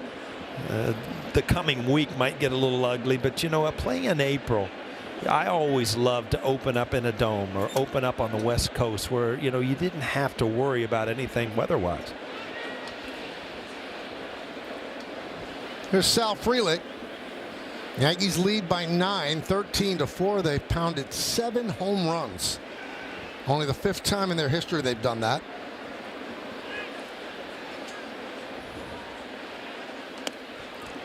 Freeland gets out of the way. Doesn't seem like he likes Sal very much. Plunked it. Well, that last one was a curveball, though. Throwing him a sinker in. Cody Bellinger playing really, really shallow. I looked at his spray chart. He hit like 11 balls all year over the outfielder's head. 9 of them were to right field. Cody is way in left field. I actually think Trent is probably a little bit too deep. I talked about this on Thursday. Some people are going to think it's my soapbox. He is like 5 miles an hour below exit velocity than the average hitter. And you have a ground ball pitcher.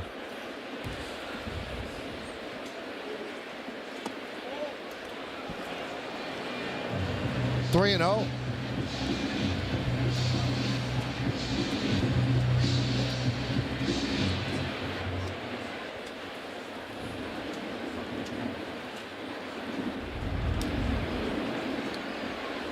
And a strike.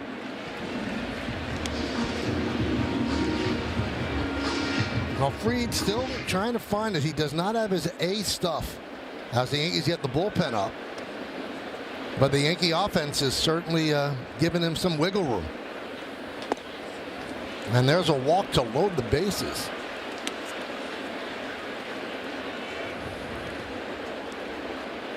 I know that the win stat, not a big deal anymore for teams. But for starters, it's a big deal. This guy doesn't want to see 7 home runs hit, 13 runs put on the board, and he's not going to be eligible to get a win. You have to pitch 5 innings to get that win. And he's got 76 pitches so far. Here's Ortiz. And a strike. And the problem is, Michael, it hasn't been an easy 77 pitches. No. I mean, he had 1 30-pitch inning the second inning. This is a 20-pitch inning so far.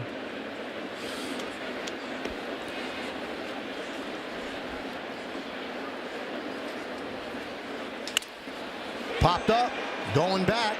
Chisholm and an over-the-shoulder play to get out of a jam. Just Chisholm showing a lot of range and hauling it in, taking a base hit away from Ortiz. Smooth, confident. Final out. And the Brewers leave the bases loaded. The Yankees Baseball on Yes is brought to you in part by Delta, the official airline of the New York Yankees. Delta, keep climbing. Tri-State Cadillac scoreboard. Yankees lead by 9, 13-4. Nice play by Jazz Chisholm to end the top of the inning. Jason Dominguez leads off. He has walked twice today. Count 1-0. That's the one thing people talk about Jazz, that he has great patience and why he would one day translate into leading off. And he will take a walk. For a young player, he will take his walks. Not too anxious at the plate. Yeah, and his right-handed at bats. I know he has struggled in his career at this level, and even to a certain extent in the minor leagues. He only hit 185, but Aaron Boone was impressed with some of the adjustments. He wasn't loading up right-handed, and Jorge Posada was talking about it one day with Aaron. You know, we were all in the clubhouse talking. He's like, "You're exactly right, George," and he's started to load up, which I would think that would make him a better right-handed hitter. He would just go forward. Left-handed, he loads up really well. It's good to see. Yeah, you see that kind of leg kick, and Joe's talking about loading up, is getting that weight on your backside where you can wait to see the ball and then drive it. If you start to drift toward the pitcher, you don't have much left power-wise.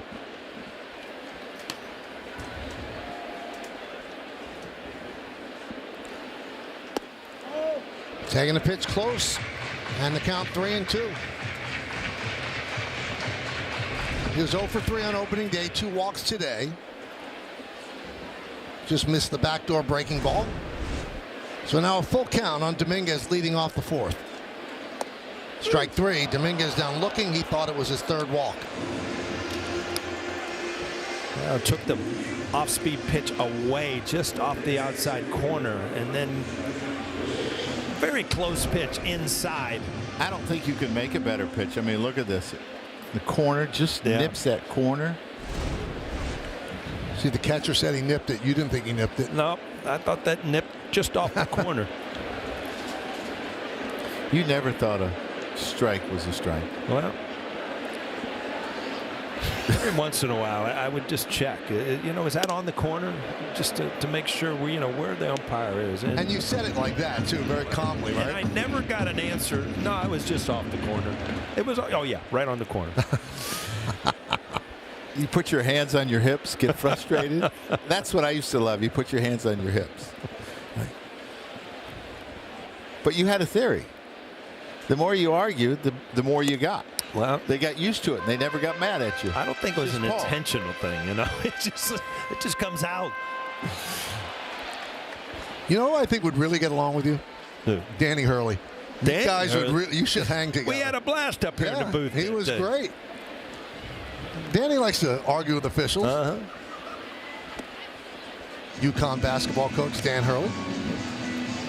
It'd been great if Paul was his assistant basketball coach. Oh, boy. You better be ready to go when the ball goes up, huh?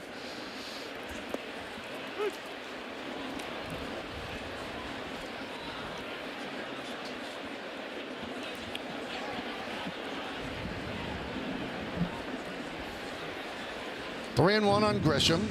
Struck out looking and singled and scored. I like this timeout there because I think he thought he had ball 4, and you got to kind of gather your thoughts. Yeah. You think you're going to first base, and you got to lock in. I think he would get another fastball down. 3 and 2.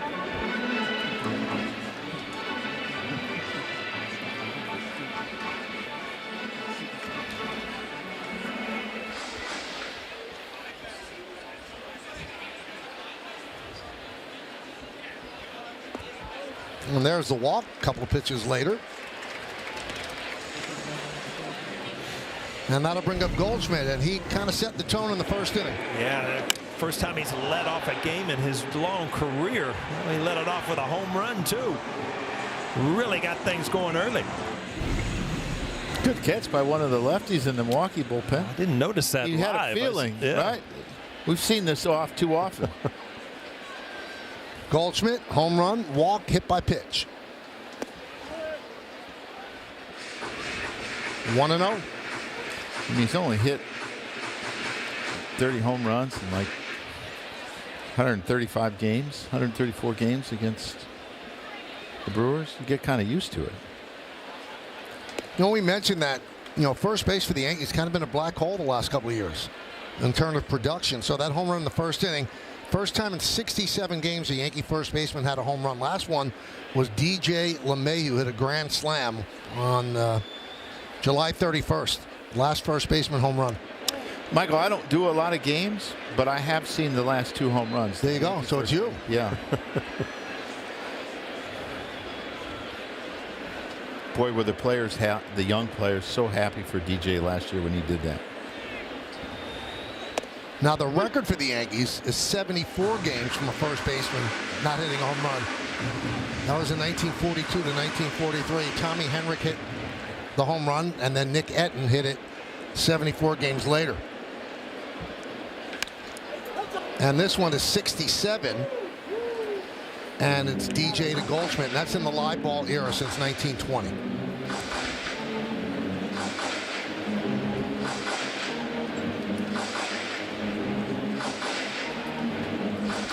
Now the Yankees have gotten production out of the leadoff spot. Wells a home run in the first inning on opening day. Goldschmidt today.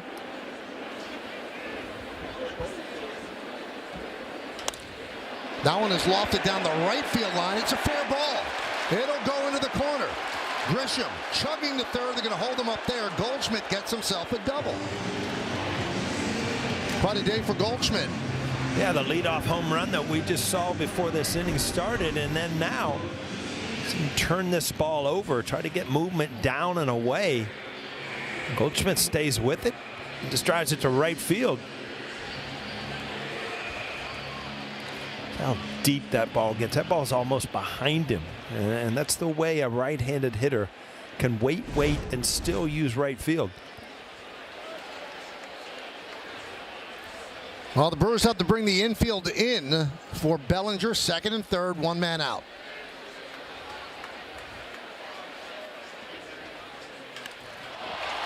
That one's in the left center field. That is going to be caught by Churio. Tagging and scoring is Grisham. And the Yankees have 14 runs to the Brewers 4. A sac fly for Bellinger. Just another quality at bat by Bellinger. I mean, you want to elevate the ball, drive it somewhere. I mean, this could have been a 3-run double or at least a sacrifice fly.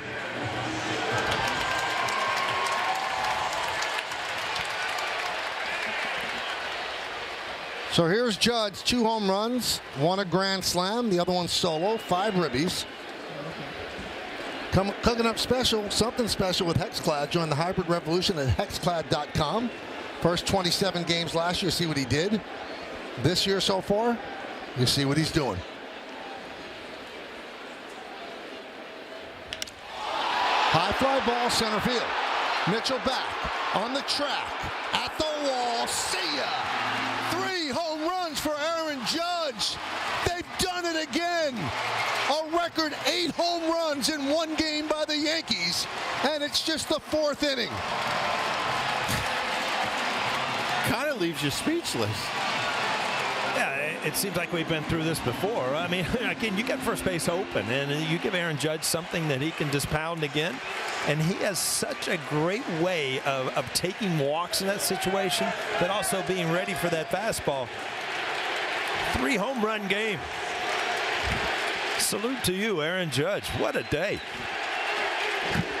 Just the 3rd Yankee team ever to have 8 home runs in a game. They did it back in '39 and in '07.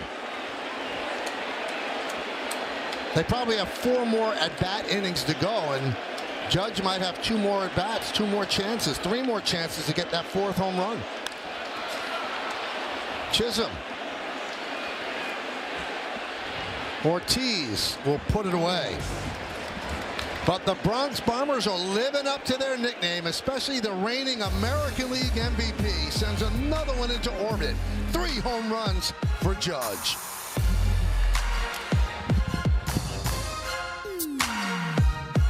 Redeem today at T-Mobile.com/MLB. 3 home runs for the captain. Pretty unbelievable day. 8 home runs for the Yankees. Audi scoreboard, they lead 16-4. And he's getting love from the right field fans and gives them some love back.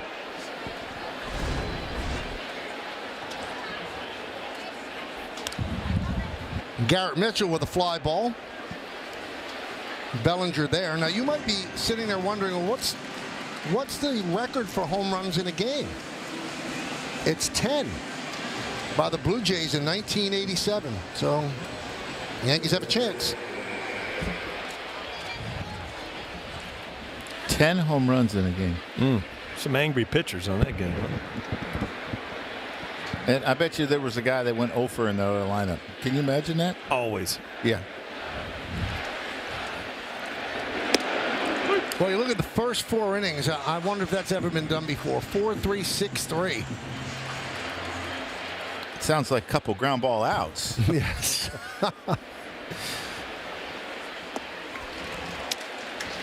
That is his 81st pitch. He threw 76 on Sunday. I would think Aaron Boone would let him get close to 90. He's had to work pretty hard. I think Aaron Boone would love to see him end on a positive note. Get some consecutive outs, make some good pitches. Reyes. And a bad throw. And it goes into the seats. So that's another error for the Yankees. As Reyes picks up an E5. I'm not sure if they'll give him a hit before the E5. Another ground ball that he's kind of caught in between, kind of rushes to throw, knowing it's going to be a close play at first, but just airmails Goldschmidt over there. The problem with Max Fried is he gets so many of those top balls that take so long to get to the third base. And Terang off the glove of Chisholm, and it dribbles into right field. Moving to third is Capra. that I think that you have to think about playing your third baseman a little more shallow. It's a good point. Nothing really has been hit hard the other way. Especially against a team that runs really well. Now, if there's a bunch of slugs, you leave them back, knowing that you have time. So an E5 and an E4. 4 errors by the Yankees in this game. Here's Churio. Yankees play back for the double play, first and third, 1 out.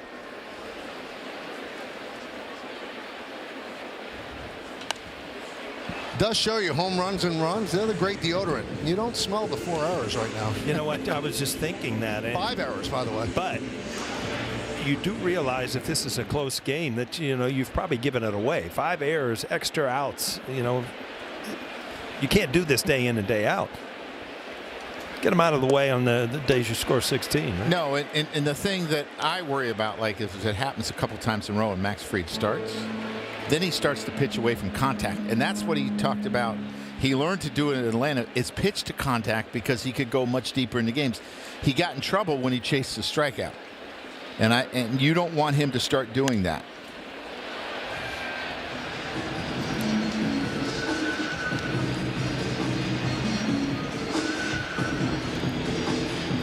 Well, he pitches the contact and he does get ground balls. And what a good time to get a ground ball right here. Try to get out of this inning.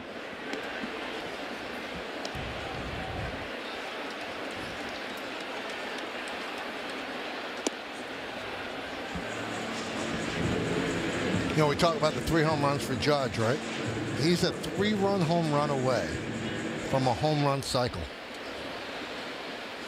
Did Alex do that once? I don't know if Alex ever had 4 home runs for the Yankees. I think he had like a solo, a 2-run, and a 3-run, and they were all off of Bartolo Colon. Yep. Of the Angels, then. Yeah, I was probably dumb and pulled him out of the game. Joe's been taking his Prevagen, man. All these things are just off the top of his head. 2-2. You know how that works, though. You can remember things far back. It's it's yesterday what happened. Wow. Fried wants to get through this inning. I'm not sure if Aaron will let him go past this hitter because it's been a struggle. Yeah, and it's 76 pitches his last start, and it's a long season. Another slow roller, Fried. And a nice scoop there by Goldschmidt. A run scores. Capra crosses the plate. An RBI for Churio. And it's 16-5. Joe, and the more you watch it, it's just, I think you really made a great point. Nothing hit hard from righties. Pull. Everything's topped. Little ground balls. And, they become tough plays, but after a good pitch.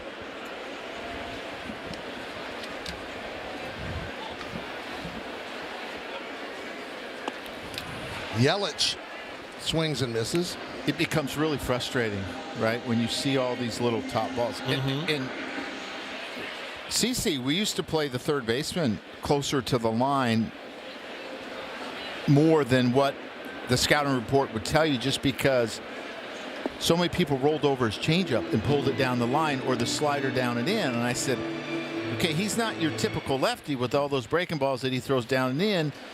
We can't say you look at, this team and this is what this guy does against lefties. CC's different. Right. So you got to change it a little bit. CC threw out the first pitch today. And played for both of these teams. Right. Oh, that run he had with Milwaukee. Really.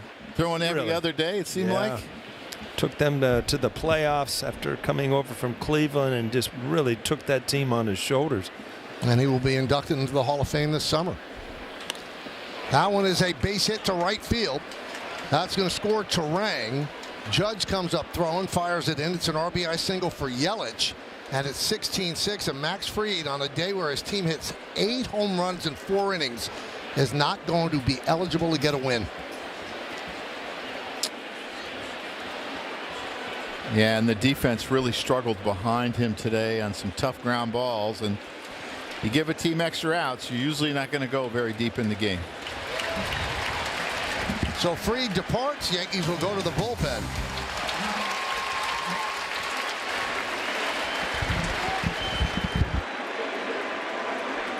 Name That Yankee, brought to you by Prevagen, made for your brain.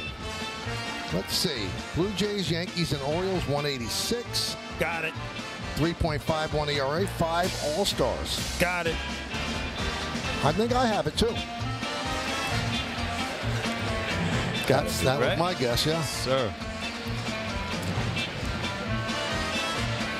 So Max Fried could sue for lack of support for his defense, but his offense said, oh, wait a minute. Andres Gomez comes on for the Yanks. He will face Contreras. What number was that? Name That Yankee. That was a 2? That was a 2. They started off with an easy one. That's right. This is our opening day. We're 1 for 1, Mike. So there are 2 outs here in the 5th inning. So that means there's 26 outs so far in the game. 60 batters to get 26 outs.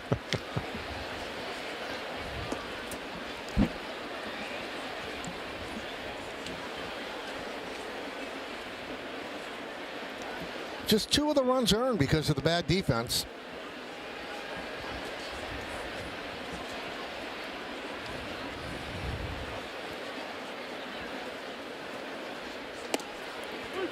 Now we are switching up Name That Yankee a little bit this year.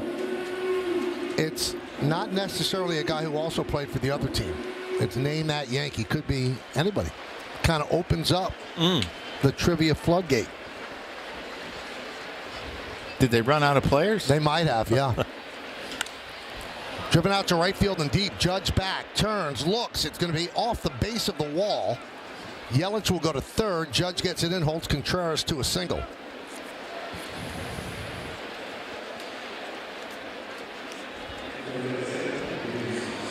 Well, 20 hits so far between the 2 teams. Again, belt-high fastballs with a little movement are going to get hit hard.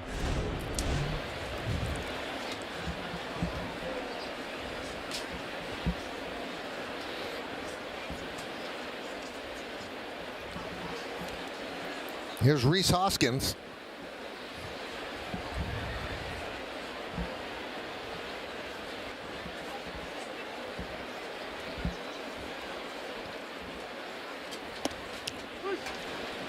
Andrews must have heard that they like to run. Make sure you hold the ball. I was just going to say, where's the pitch clock out there? It seemed like it was there a minute. Yeah.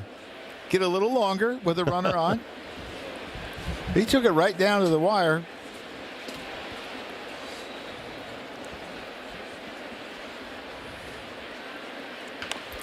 Another slow roller. And that'll do it here in the 5th. 2 runs, 2 hits, 2 errors, 2 men left. We're halfway through. Yankees up by 10.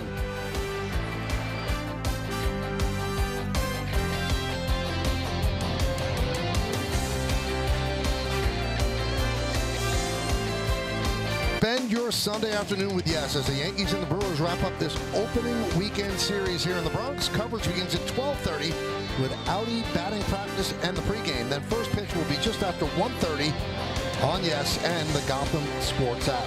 Was that tiramisu in a helmet? They do have that now at the stadium. Wow. It's a big item. Audi scoreboard 16-6. Yankees have 8 home runs. Look at that. A little tiramisu in a helmet. Are you thinking you deserve a little piece after 4.5 innings? No, I'm thinking I'm going to dinner tonight with Frank and Mayor for a little Italian tasting, and it's probably going to be on the menu. Elvis Peguero is a new pitcher.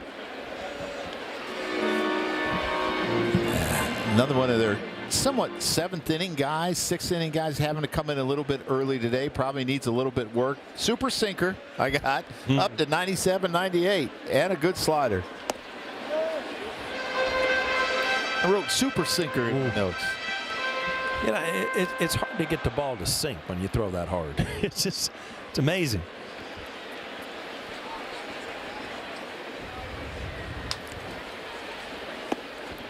Volpe has a home run, his 2nd in as many games. He's 1 for 3.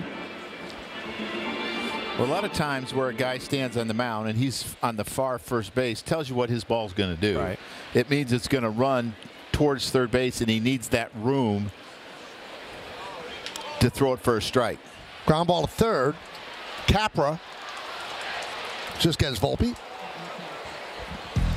Time for today's injury report, brought to you by Montefiore Einstein, the official hospital of the New York Yankees. Giancarlo Stanton has begun swinging a bat, experiencing steady improvement. No timetable for return. Right and left elbow tendons. He's had 3 PRP injections, but he is swinging a bat, and he's not just dry swing. He actually has been hitting a little bit under the stadium at the cages, so they expect him to be back at some point. When that is, they're not tipping their cap, but they tipping their hand, but they believe he's going to be back. And Michael, he had those final PRPs. After that, it seemed like that was what really got him moving in the right direction. But with one thing with Giancarlo Stanton, they want to make sure he's 100% right before they bring him back. We know how valuable he is, especially in the postseason. There's also other news on the injury front. Ian Hamilton could be joining the team soon. He's starting a rehab assignment today, probably a couple outings for him. Aaron Boone said he expects him back as soon as he is eligible to come off that IL. Throwing a slider with that kind of depth up to 90, 91. Yeah, with that sinker. You're glad you're sitting here now? It's much easier to hit it up here than it is down there, believe me.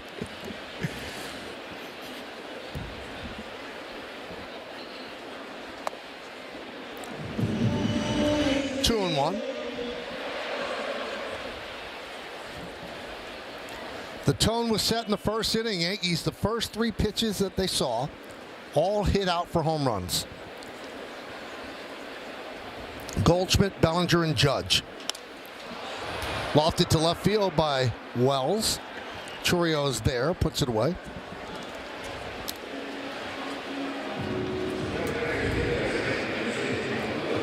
So we've mentioned that Judge has 3 home runs. Do you think there have been more 4 home run games in the majors than perfect games? What do you think is more? I think there's more perfect games. You would be correct. 24 perfect games, 18 games with 4 home runs for one batter.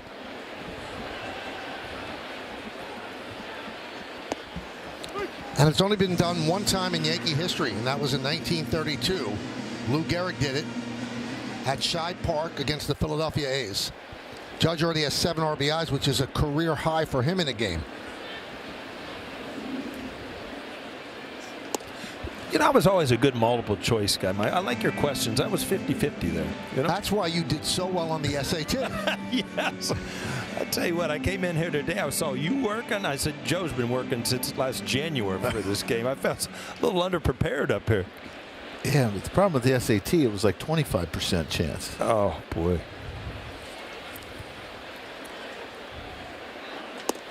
It was good enough to get you into Florida, right?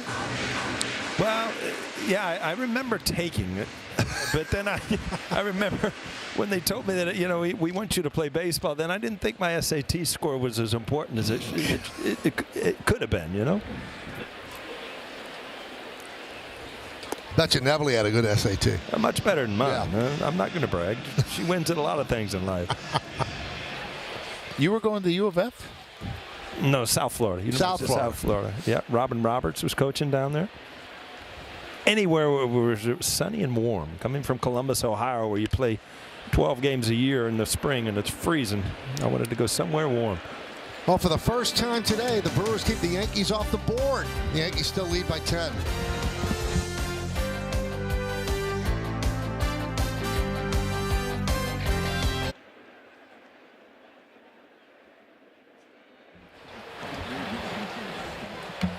Thank you, Bob. Montefiore Einstein scoreboard 16-6 Yankees as we go to the 6th. And Gomez with a breaking ball that doesn't break, 1-0. It'll be Frelick, Ortiz, and Mitchell.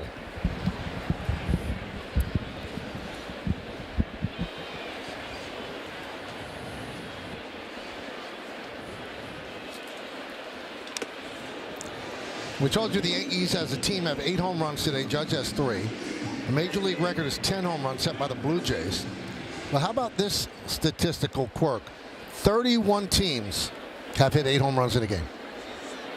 One team hit 9 home runs, and one team hit 10. So 8 seems to be. Once you get past 8, you've done something. Yes. So, okay, the one that hit 10, the Toronto Blue Jays, they also hit 9. So is that the same team?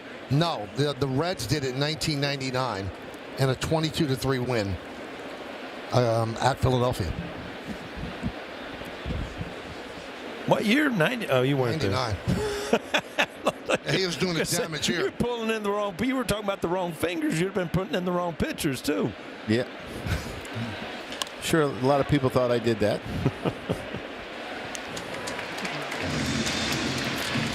Take a little trip around the majors, shall we? Misner with a walk-off home run in the Rays' first game at Steinbrenner Field.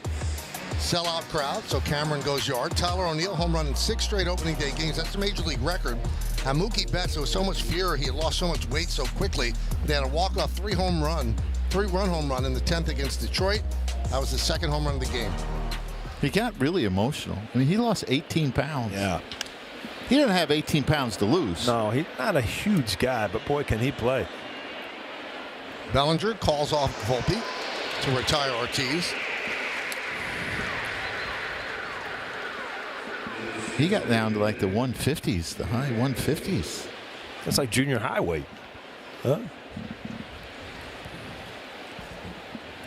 I read the other day in the notes, Michael, that you're talking about home runs on opening day. The only player ever, back-to-back years, with 2 home runs.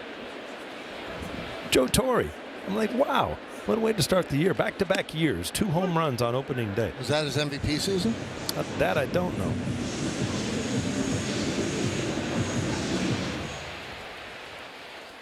Yeah, the question is, where were you reading the notes? I just read notes. I don't know where they came from. Because I wasn't coming to the ballpark. Yeah, I didn't have the official notes.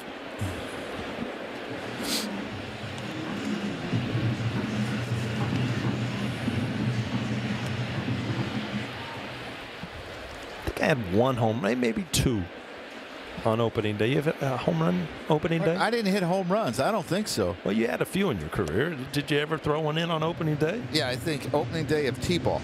T-ball. Yeah. You didn't even get one out in Colorado? I don't think so. I don't think so. I was happy if I got a hit. Oh, wasn't that important? Opening day? You know that. what? I used to play mind games, too. It's like, you know what? If I get a hit my first at bat of the year, I'm going to have a great year. And then, you strike out the first time up. It's like, if I get a hit in this game, I'm going to have a great year. You just start playing games with yourself mentally.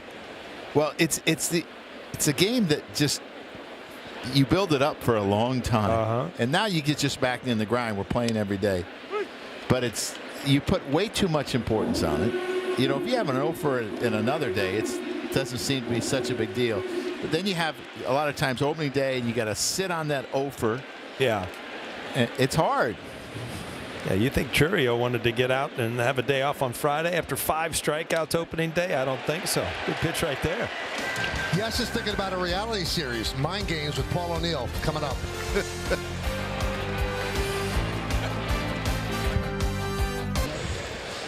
This copyrighted telecast presented by authority of the New York Yankees and may not be reproduced or retransmitted in any form, and the accounts and descriptions of this game may not be disseminated without the express written consent of the New York Yankees. Peguero deals to Dominguez. Lofts it to left center. Churio is there. One away. I just remember on days like today, I'd be catching and come on, be in a game like this. And sit next to Zim when I come in after the inning.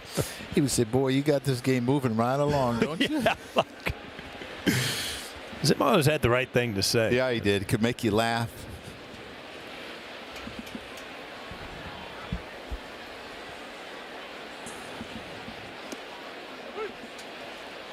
Oh, and 1 on Grisham. Grisham 1 for 2 with a walk. 2 runs scored.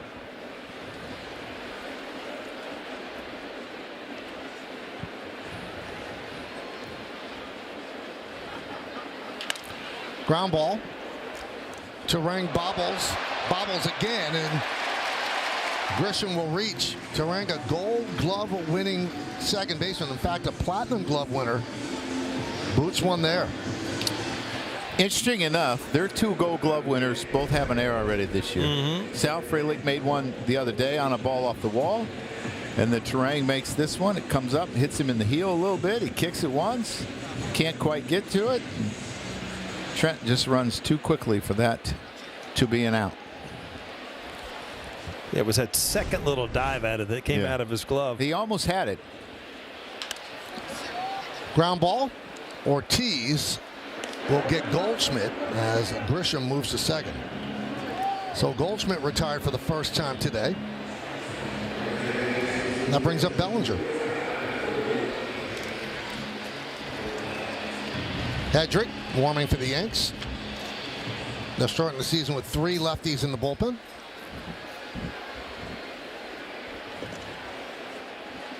Bellinger 3 ribbies in this game. Home run. An RBI single off the pitcher, and then a sac fly. 2 for 3. It was interesting. He was talking about what to do in the roll call. Talked to his father, Clay. Yeah. I saw Clay after the opener on Thursday. You could have read by his grin. He was so happy his son was playing for the Yankees. Unbelievable.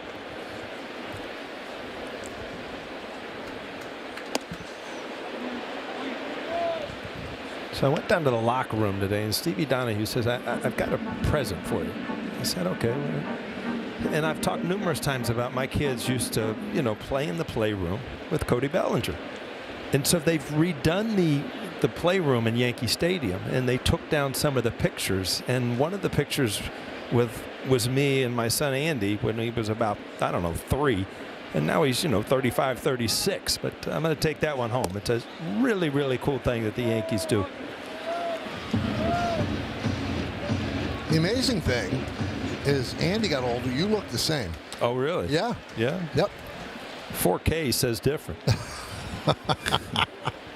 This 1K says no. That's quick. I like that.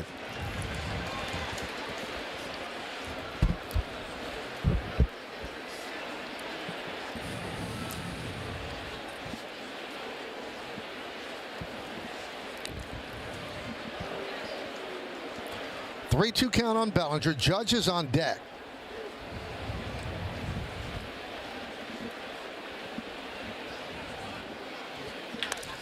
Base hit, right field. Grisham rounds third. He's coming home. The throw is cut off. Going to second is Bellinger. He'll get in, and the Yankees lead 17-6, and that'll bring up Judge. Oh, Cody Bellinger has had tremendous at-bats today. Just another good at-bat, driving in another run, and then a good read on a high cutoff throw. Just cruises into second base.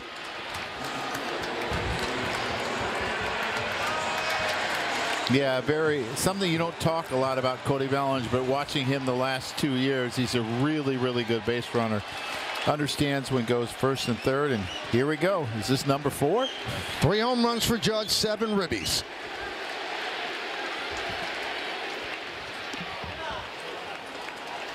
Only 18 4-home run games in Major League history. The last one, J.D. Martinez did it. Arizona at the Dodgers. That was in 2017. The only Yankee to do it, Lou Gehrig, in 1932. Do you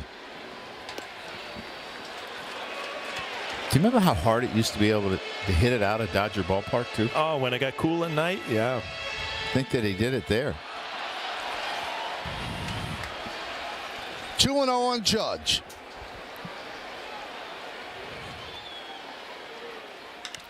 High fly ball, right field. Frelick back. He's on the track, and he's going to be off the wall.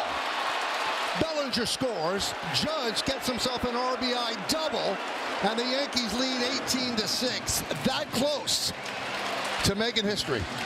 Wow, what a day for Aaron Judge. And, the reason Aaron Judge is getting pitches to hit in this situation, first base open, is because it was 17-6 at the time. Now it's 18-6. Frelick, again, kind of not knowing where he is in a short porch in right field. Not able to get back. But off the bat, anytime the ball is airborne, you see the stands and the fans. Did he get 4? Well, he's got 3 with a double. It's a pretty good day. And betters his career high with 8 runs batted in for the game. 9 on the season in 2 games. Now, these are the little things that used to irritate teams. You know, when you're getting beat 18-6, you hate to see guys kind of over-swinging, landing on their back knee. You know, don't wake up, people.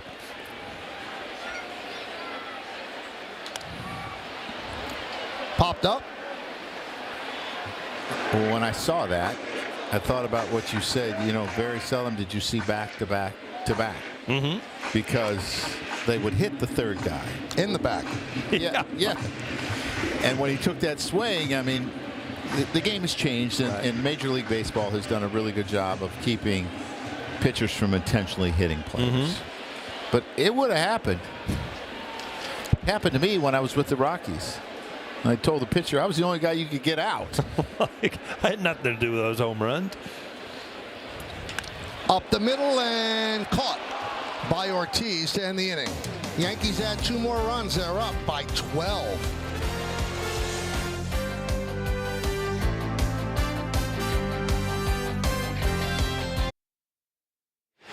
Time for PNC Bank's slow moments. Even in slow motion, this is impressive, Paul. Yeah, when you watch Aaron Judge and his swings, they are so you just think it's the same thing over and over again, and it's your ability as a hitter to put yourself in the same spot every time. Well, today he's been in a great spot. 3 home runs and a double. Just what you expect when you come to Yankee Stadium as a young kid to watch Aaron Judge, huh? Ford scoreboard 18-6. Brent Hedrick comes in. Impressed the Yankees in spring training with the injuries. There were spots open in the bullpen, and so he's the 3rd lefty in the pen. 3rd pitcher used by the Yankees as he's facing Oliver Dunn.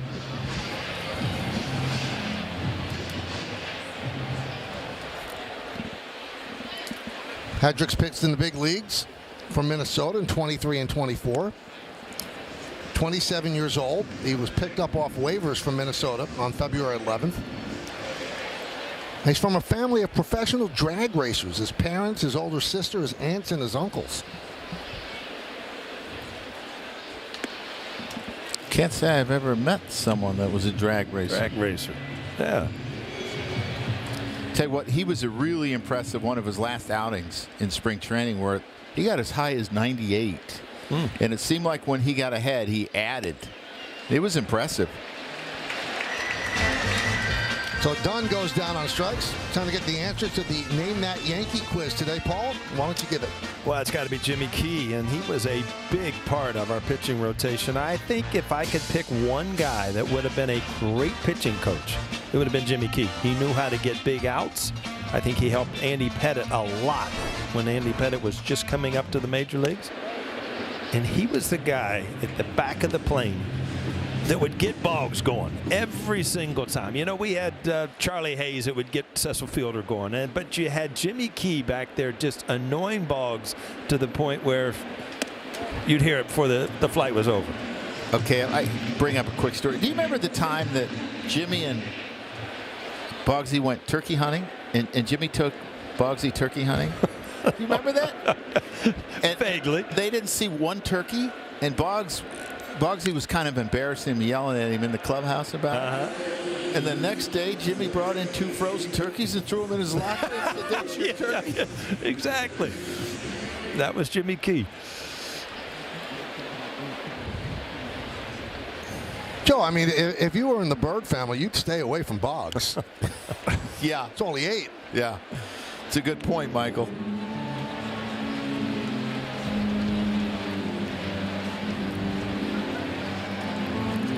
Two and 2 on Bryce Terang. Yankees up 18-6.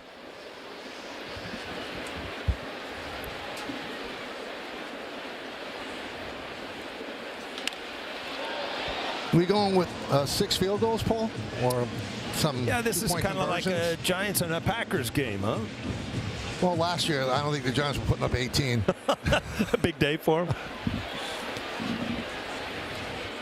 Boy, speaking of the Packers, when we used to play in that old county stadium where Milwaukee used to play before Miller Field, it just that was, I didn't even realize. There's Jimmy Key. This is him in Game 6. Everybody talks about Joe's triple, but Jimmy Key was on the mound and pitched brilliantly in that World Series clinching game. You know what else happened that day for him? He got engaged. Oh, is that right? Yeah.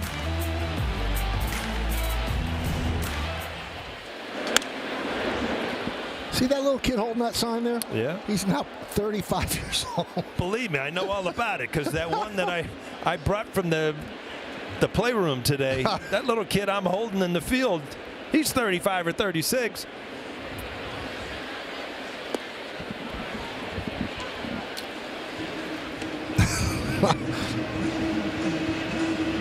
I hope you're doing well. I hope you're watching.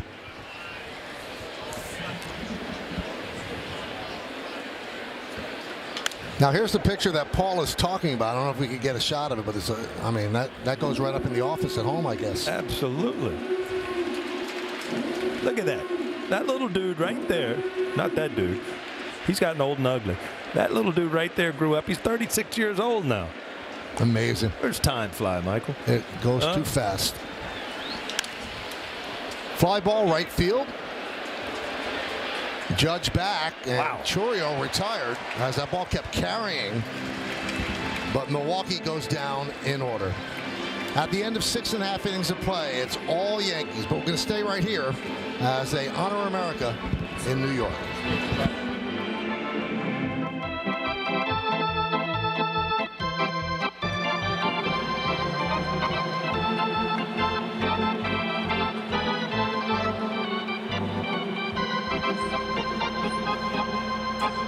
Ladies and gentlemen, will you please rise and remove your caps and direct your attention to the area behind home plate as the New York Yankees welcome an honored military guest.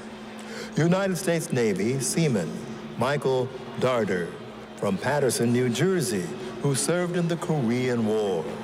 The Yankees say thank you for your sacrifice and service to our nation.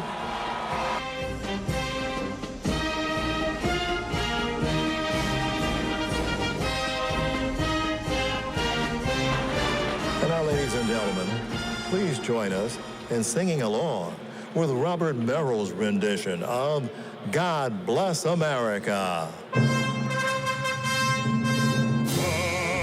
bless America, land that I love. Stand beside her and guide her through the night with the light from above. From the mountains to the prairies, to the ocean, white with foam. God bless America, my home, sweet home. God bless America, my home, sweet home.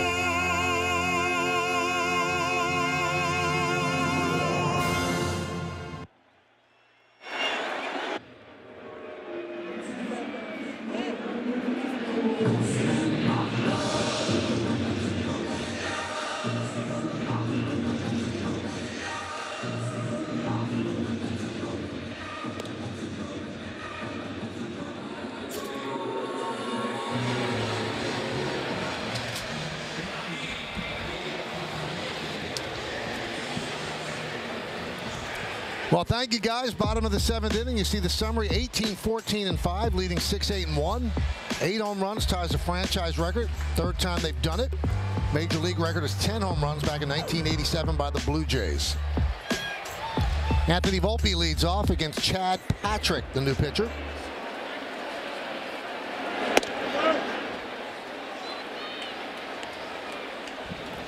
What he did in AAA.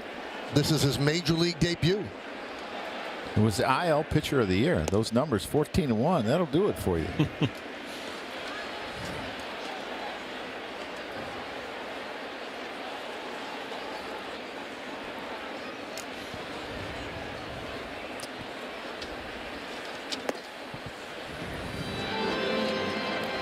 Well, earlier, Connor Thomas made his major league debut. Didn't go well.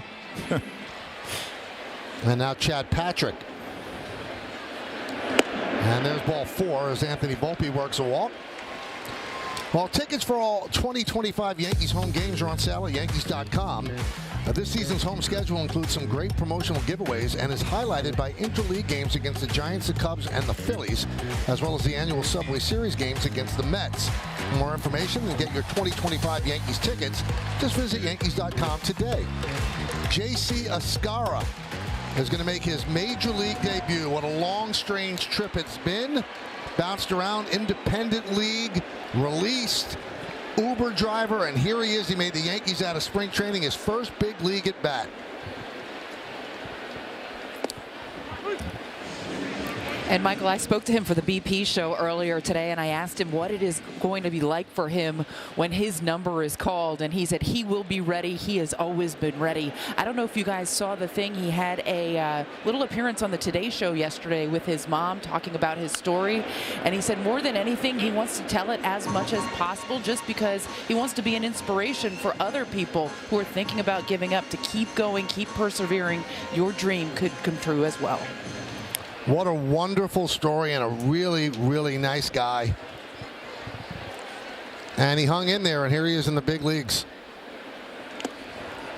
as he swings and misses and goes down on strikes. And Michael, he and Nestor Cortez did a nice little jersey exchange prior to opening day, which was kind of cool. Two guys from the same hometown, knew each other growing up. I asked him what Nestor was like in high school, and he said he was nasty.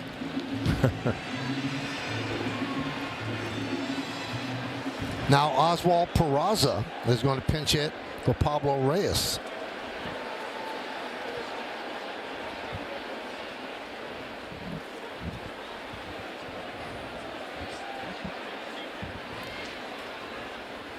So that means that all the Yankee position players have gotten into a game this year. I think that's really important too. You know, the guys don't sit for a week before their first game, that you can get them out there. They played Monday and Tuesday at the end of spring training, so you're going 4 days without a bat. Now you're in here, and now you feel better. How happy are you right now? Why is that? You see what's sitting next to you? Oh, I know. They just, I mean, they sent up the samples for the tiramisu here.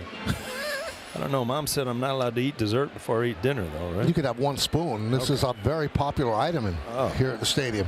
I like the looks of it. I mean, you do realize, Joe, the power of O'Neill. I mean, I wish he'd talk about Audi and send cars up here. This guy talks about tiramisu. It's here. You know, I've talked about a lot of cars. We haven't had one come up yet, right? It'd be a little hard getting it in here, don't you think? I could at least park in the tunnel or something. Yeah, right in the loading dock. Drill deep to left field. There it goes. See ya. The Yankees' 9th home run of the day. They did it again.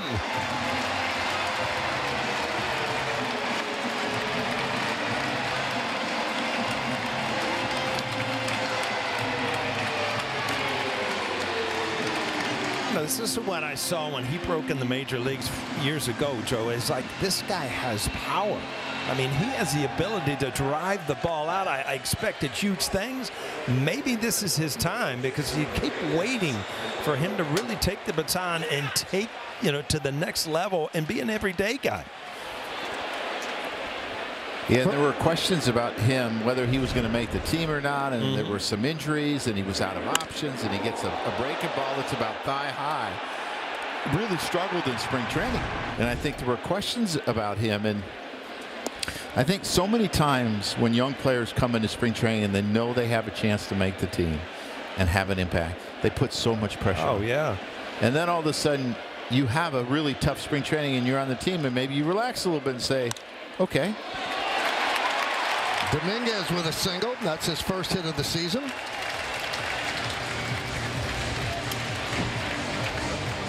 Had a very good AAA season last year. I mean, this is a hanger, and you know, when you hang it, they bang it, right? I mean, that's what happens. And I mean, he's had power in AAA. He's played in AAA for a number of years. So young to be called up to that level. I mean, that's a really good swing into your backside, using your legs. And hopefully he can relax and his talent can come out.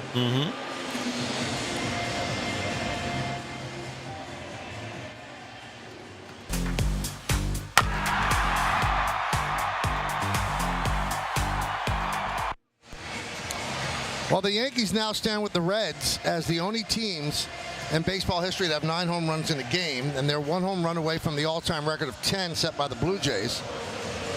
And Peraza's home run also guarantees that Judge's spot is going to come up.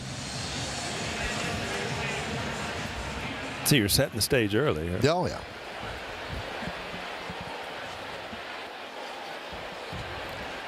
Here's Trent Grisham. Dominguez is on first. They're not holding him. The Yankees lead by 14, 20-6. Darn extra point that they missed. I hope it doesn't come back to haunt them.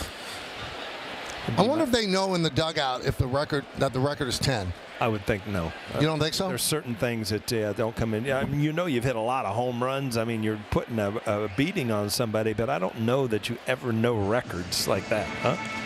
The only thing is if someone's said, what's the record? Like someone that's not really a pitcher's down there, and someone calls up to the press box and asks, that sort of thing. Now, they had the game on in the clubhouse, so somebody's heard us say that. I wonder if it's been relayed to the players. And the trainers will go back and forth. Yep. I don't know, Michael. You think to keep the volume up? That might just turn us off. Just watch the play-by-play. Paul, I've turned a lot of people off in my life, so it could be.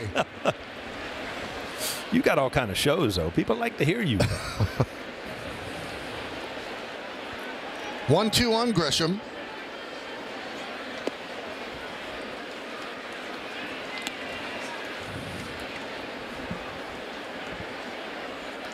Judge sitting on 3 home runs. He has 8 runs batted in, which is a career high for him.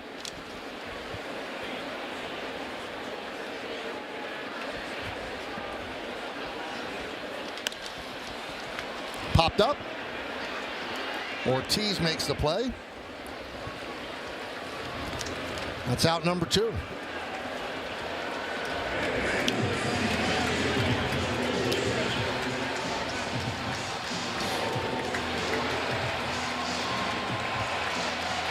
Oswaldo Cabrera is going to pinch hit for Paul Goldschmidt.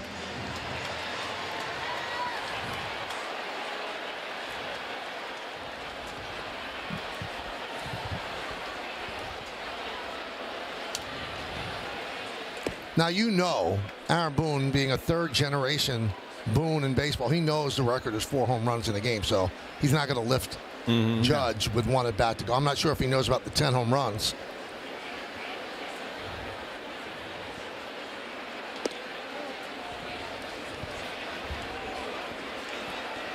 So the Yankees with a new franchise record, 9 home runs in a game.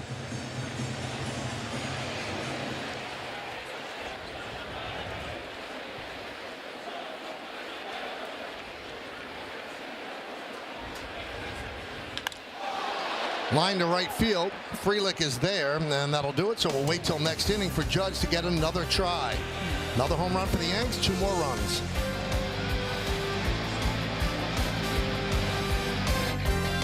Last season, though, was magical. The Bronx Lotus 223 OPS plus. Highest all-time for a right-handed batter in a single season. How about the slug and 700 or more plate appearances? 6th player in a single season to do that. Pretty special ones that did it as well.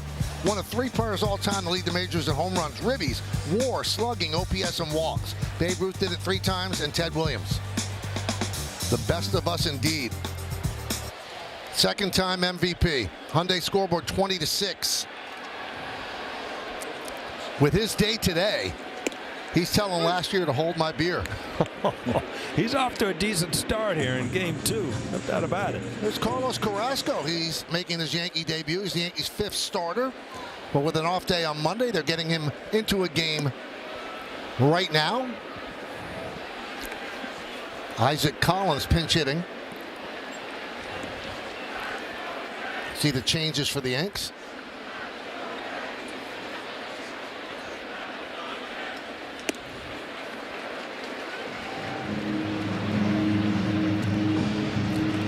Look at the names on that streaming service. Wow. Better call Paul. K's Anatomy. Nobody's watching that. Oh. I was just looking around the stadium, Michael, because I'm always, as we look at these new big hit streaming TV shows at the bottom of the screen, I think, Reebok's new, right? The Reebok sign out there in right center? Gotham Sports app, obviously that's new. Amtrak, I think that's new, too. No, I think Amtrak's been out there.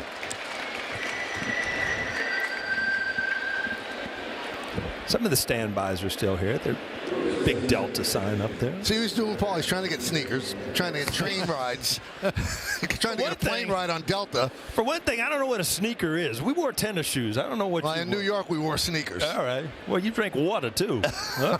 I can't believe you didn't mention Bank of America. You're trying to get a little money.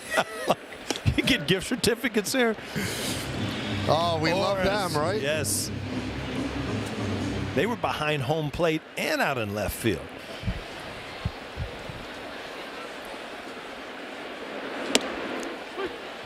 Eric Haas pinch hitting for Contreras.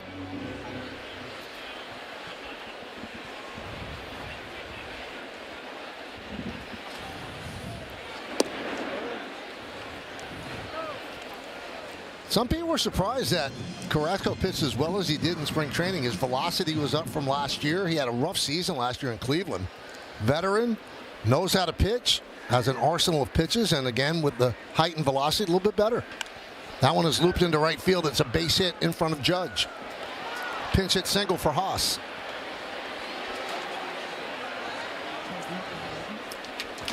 Yankees baseball on Yes is brought to you in part by Toyota, the official hybrid vehicles of the Yankees, and by Delta, the official airline of the New York Yankees. Delta, keep climbing.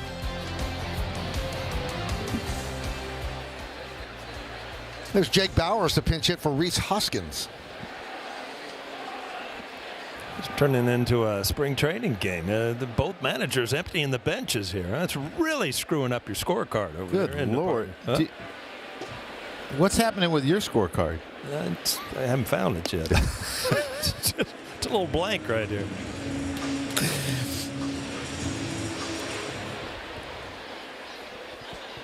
Michael dug into the tiramisu. It was good. Yes, he did. 2 spoons. I don't want to put the weight back on. I just had 2 spoons. Well, that's just a taster then. Yeah. Coming up, bottom of the 8th, Bellinger, Judge, and Chisholm. Judge knocking on the door of history.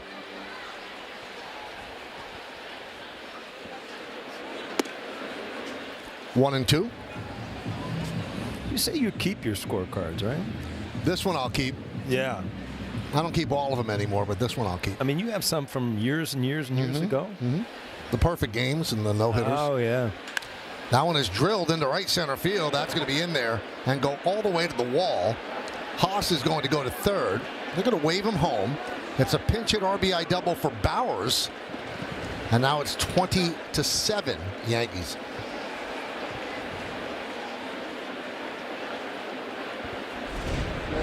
It's 2 good at-bats he's had. Pinch hitting. He had a good one on opening day where he walked off of Devin Williams, and then you see this double that he lines in the corner. Fastball that's up in the zone. I mean, that's been what we've talked about all day, and that's why there's so many runs. I mean, I think hitters, too, are adjusting to pitches up, fastballs up, because they practice like so much against velocity up in the zone off these new machines that they have, and that everybody's trying to do it.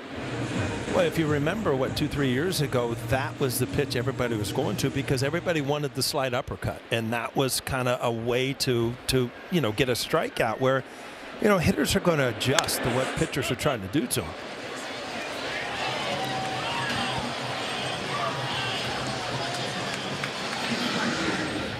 One and 1 on Sal Frelick.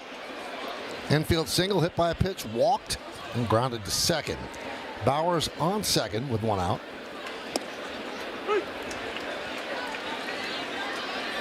Nice change up there by the man they call Cookie Carrasco. There's 2 cookies in the clubhouse. Stevie Donahue, longtime trainer, is Cookie too. I remember trying to chart Carrasco many years ago when I was managing, and I would study all the pitches. You couldn't sometimes tell whether it was a slider or a changeup, and no one really knew because a lot of them times they have the same action.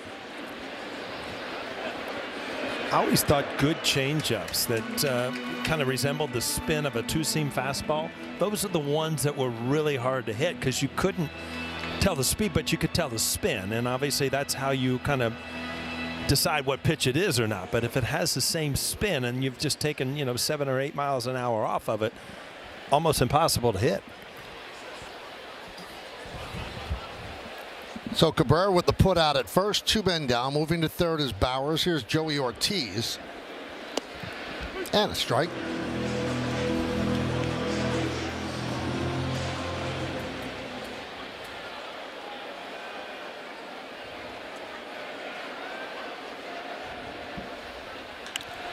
Rip foul into the second deck.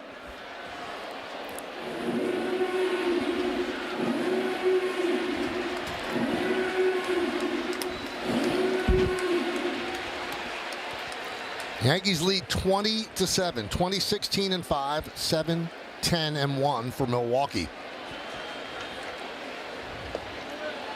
Now, if you have a friend who's a baseball fan that might not be watching the game, call that friend, text that friend. You have a chance to see history in the bottom of the inning. Swing and a miss. Aaron Judge, 3 home runs.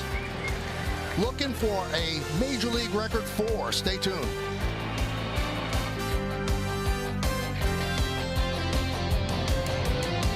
Baseball on Yes is brought to you in part by Untuck It. Find the perfect fit today at untuckit.com or more than 80 stores worldwide. And by Nissan. At Nissan, we make cars that thrill. Experience the thrill for yourself today. Shop NissanUSA.com. Bellinger, Judge, and Chisholm. And they're going to face a position player. Jake Bowers is on the mound trying to keep the Yankees from a Major League tying 10 home runs in a game and Judge from 4 home runs in a game. What Bowers deals outside. What's he got, Michael? I think a little bit of this, a little bit of that. Little cutter at 65. Did you like facing position players? No, hated it because it's just you're supposed to crush everybody, right? That's not really a pitcher, but it just goes to show you, even in batting practice, you pop balls up as Cody Bellinger did right there. But this is the at bat we've been waiting for, and with a position player on the mound, he's not going to pitch around him. Last time up, he hit a ball off the wall for a double and an RBI. He has 3 home runs. Only 18 players in baseball history have 4 in a game. Drilled deep to left field, but that is going to stay in the park and caught by Churio. Little top spin on that, and Churio ran it down. Well, a little off the end of the bat, just enough, because the velocity was probably high 70s. Oh, it's actually a breaking ball. Wow. That might have been in the 50s, that breaking ball. 55 that pitch was. Well, that's speed limit. That's right.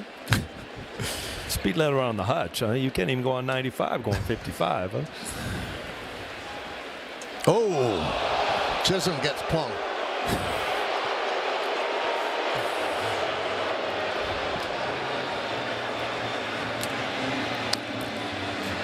I tell you what, Jake Bowers was going to have a lot to talk about if he went 1-2-3 today. Yes. Right in the middle of the order, yes. But now that's not going to happen.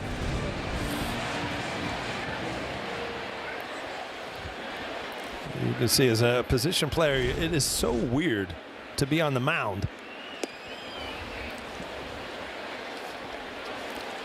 Well, he's got some experience at this.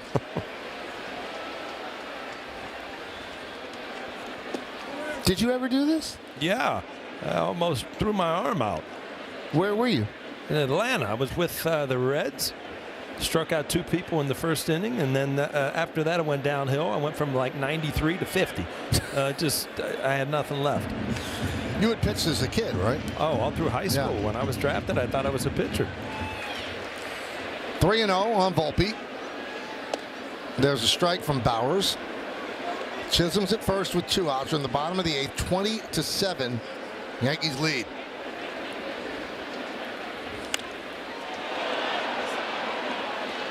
Now 3-2.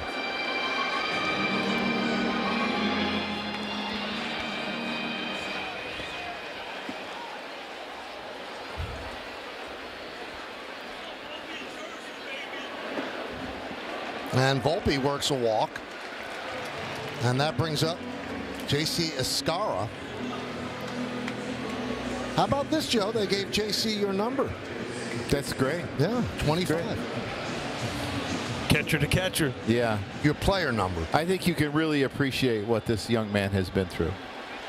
A couple of years in independent ball, and it's really a cool story. You talked about it already, but man, seeing his mother get emotional in the video. I tell you what, he's lost it, Bowers. Yeah, he's running out of bullets out there. He got 2 quick outs, 3 pitches. Rip foul. Also a nice moment. He came to the ballpark on Thursday in an Uber. And he used to drive an Uber to try to make ends meet. I mean, you wouldn't have any problem as a young player getting your first hit off a position player. Nobody knows, right? Because when it's on the back of that bubble one card, nobody knows. Dunn makes the play, and how about that? Jake Bowers stops the Yankees and Aaron Judge from making history.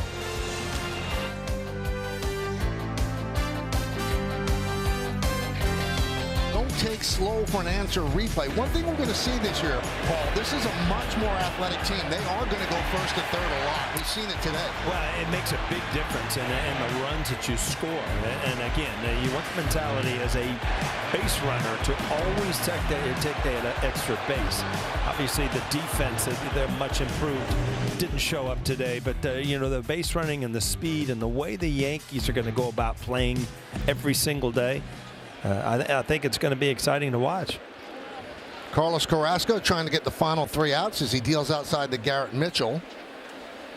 Oswaldo Cabrera moves to right field to take over for Judge. Ben Rice will play first base in place of Cabrera, so every Yankee position player got into the game. That one is lined over the leaping try of Volpe, a base hit for Garrett Mitchell. Well, fans, stay tuned after the final out for today's WB Mason Yankees postgame as Bob Jack and John Flaherty are standing by in the studio with highlights and analysis. Of course, Meredith Morakovitz gets player interviews in the clubhouse. We'll hear from Aaron Boone on the manager's report. That's all coming up on Yes and the Gotham Sports app. The kind of information we're going to give out today, Paul. You ready? The Yankees have never won a game in their illustrious history by a score of 20-7. Fly ball left field off the bat of Dunn. Bellinger puts it away. But we looked it up. The Giants have 4 such wins. The New York Football Giants have 4 such wins. The last time they did it, they won 20-7, 1997 at the Cowboys. And the Jets also have 4 by that score. Last time was in 2015 at the Colts. 2015 at the Colts. There was a good game. The Jets and the Colts in the Super Bowl. Joe Willie, right? That's right.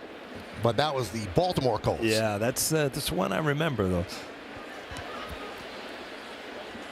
You must have been 6 then. That's all right. I was a big football fan, though. You did take your Prevagen today, didn't you?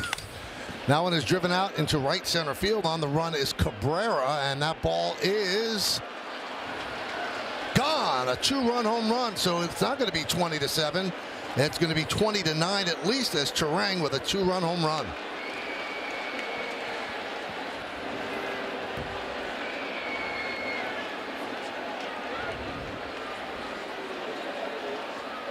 Well, it's not the outing Carrasco's looking for, trying to tune it up, get ready. But this ball, you see a little movement and just waist high. Ends up in the bullpen.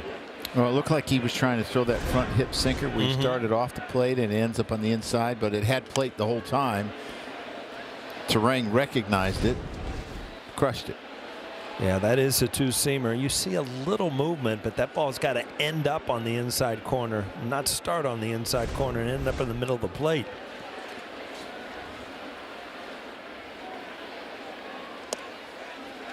Oh, 2 on Churio. You know, had a tough day today is at home plate. I mean, it's been stepped on a lot today. You know that? You know, I don't think I've ever heard that. Just saying.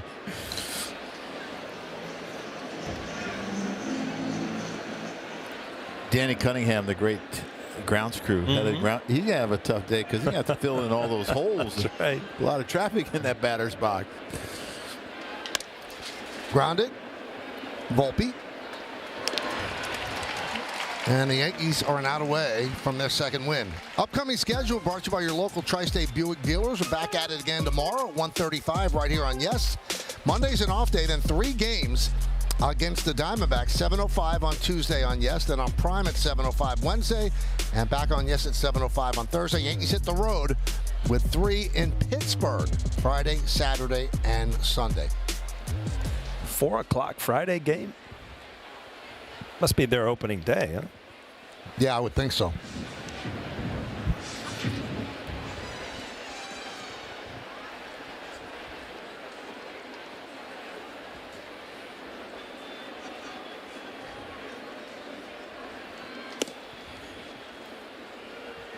Two 2-0 on Isaac Collins.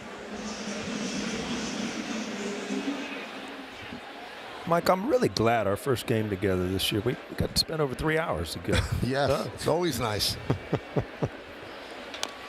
How many times will you two do this? Oh, a lot. We're in the 60s or 70s, easy.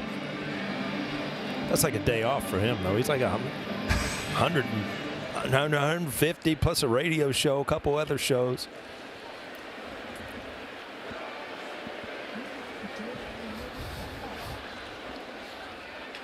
Check swing. Peraza, not in time. As Collins beats it out.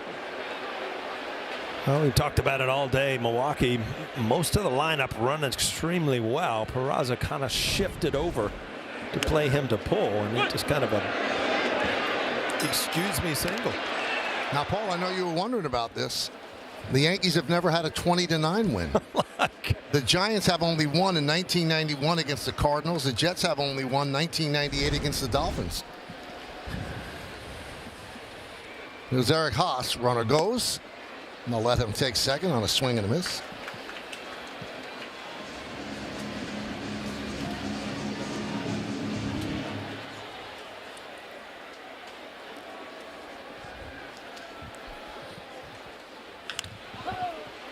Oh, 0-2, strike away.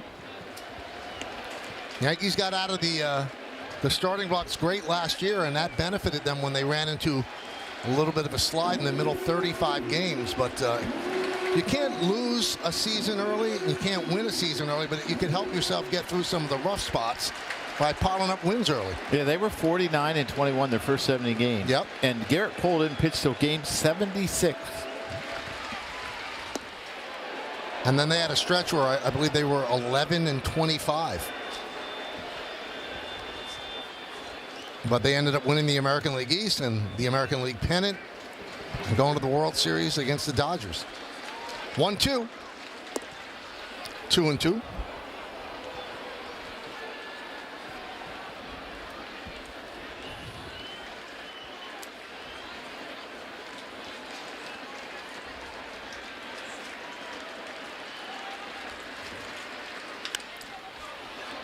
Volpe. And the Yankees win 20-9. They club 9 home runs, and they just do big-time damage. They lived up to their name, the Bronx Bombers, in a big way, especially Aaron Judge with the 3 home runs and the 8 ribbies. Well, hopefully this is the kind of baseball that you're going to see up and down through the lineup. Obviously, you're not going to see 20 runs every time out. You are going to see that guy, Aaron Judge, hit a lot of home runs. But big bay by Bellinger, Volpe, you could go down the list. So I just think this is a different feel to a team that's going to have to help 1 through 9 instead of just a couple guys. Yeah, I would have to agree with you. And seeing Austin Wells play against left-handers and having success today got me kind of excited. And Jazz Chisholm also having success. So their lefties are going to have to hit lefties because they're going to see a lot of them out of the bullpen. Not necessarily starters, but out of the bullpen, and that's a good sign. Pretty cool necklace Judge has on. He has a gavel, and he laid down the gavel today with 3 home runs and 8 ribbies. The captain with a lot of crunch on this Saturday afternoon.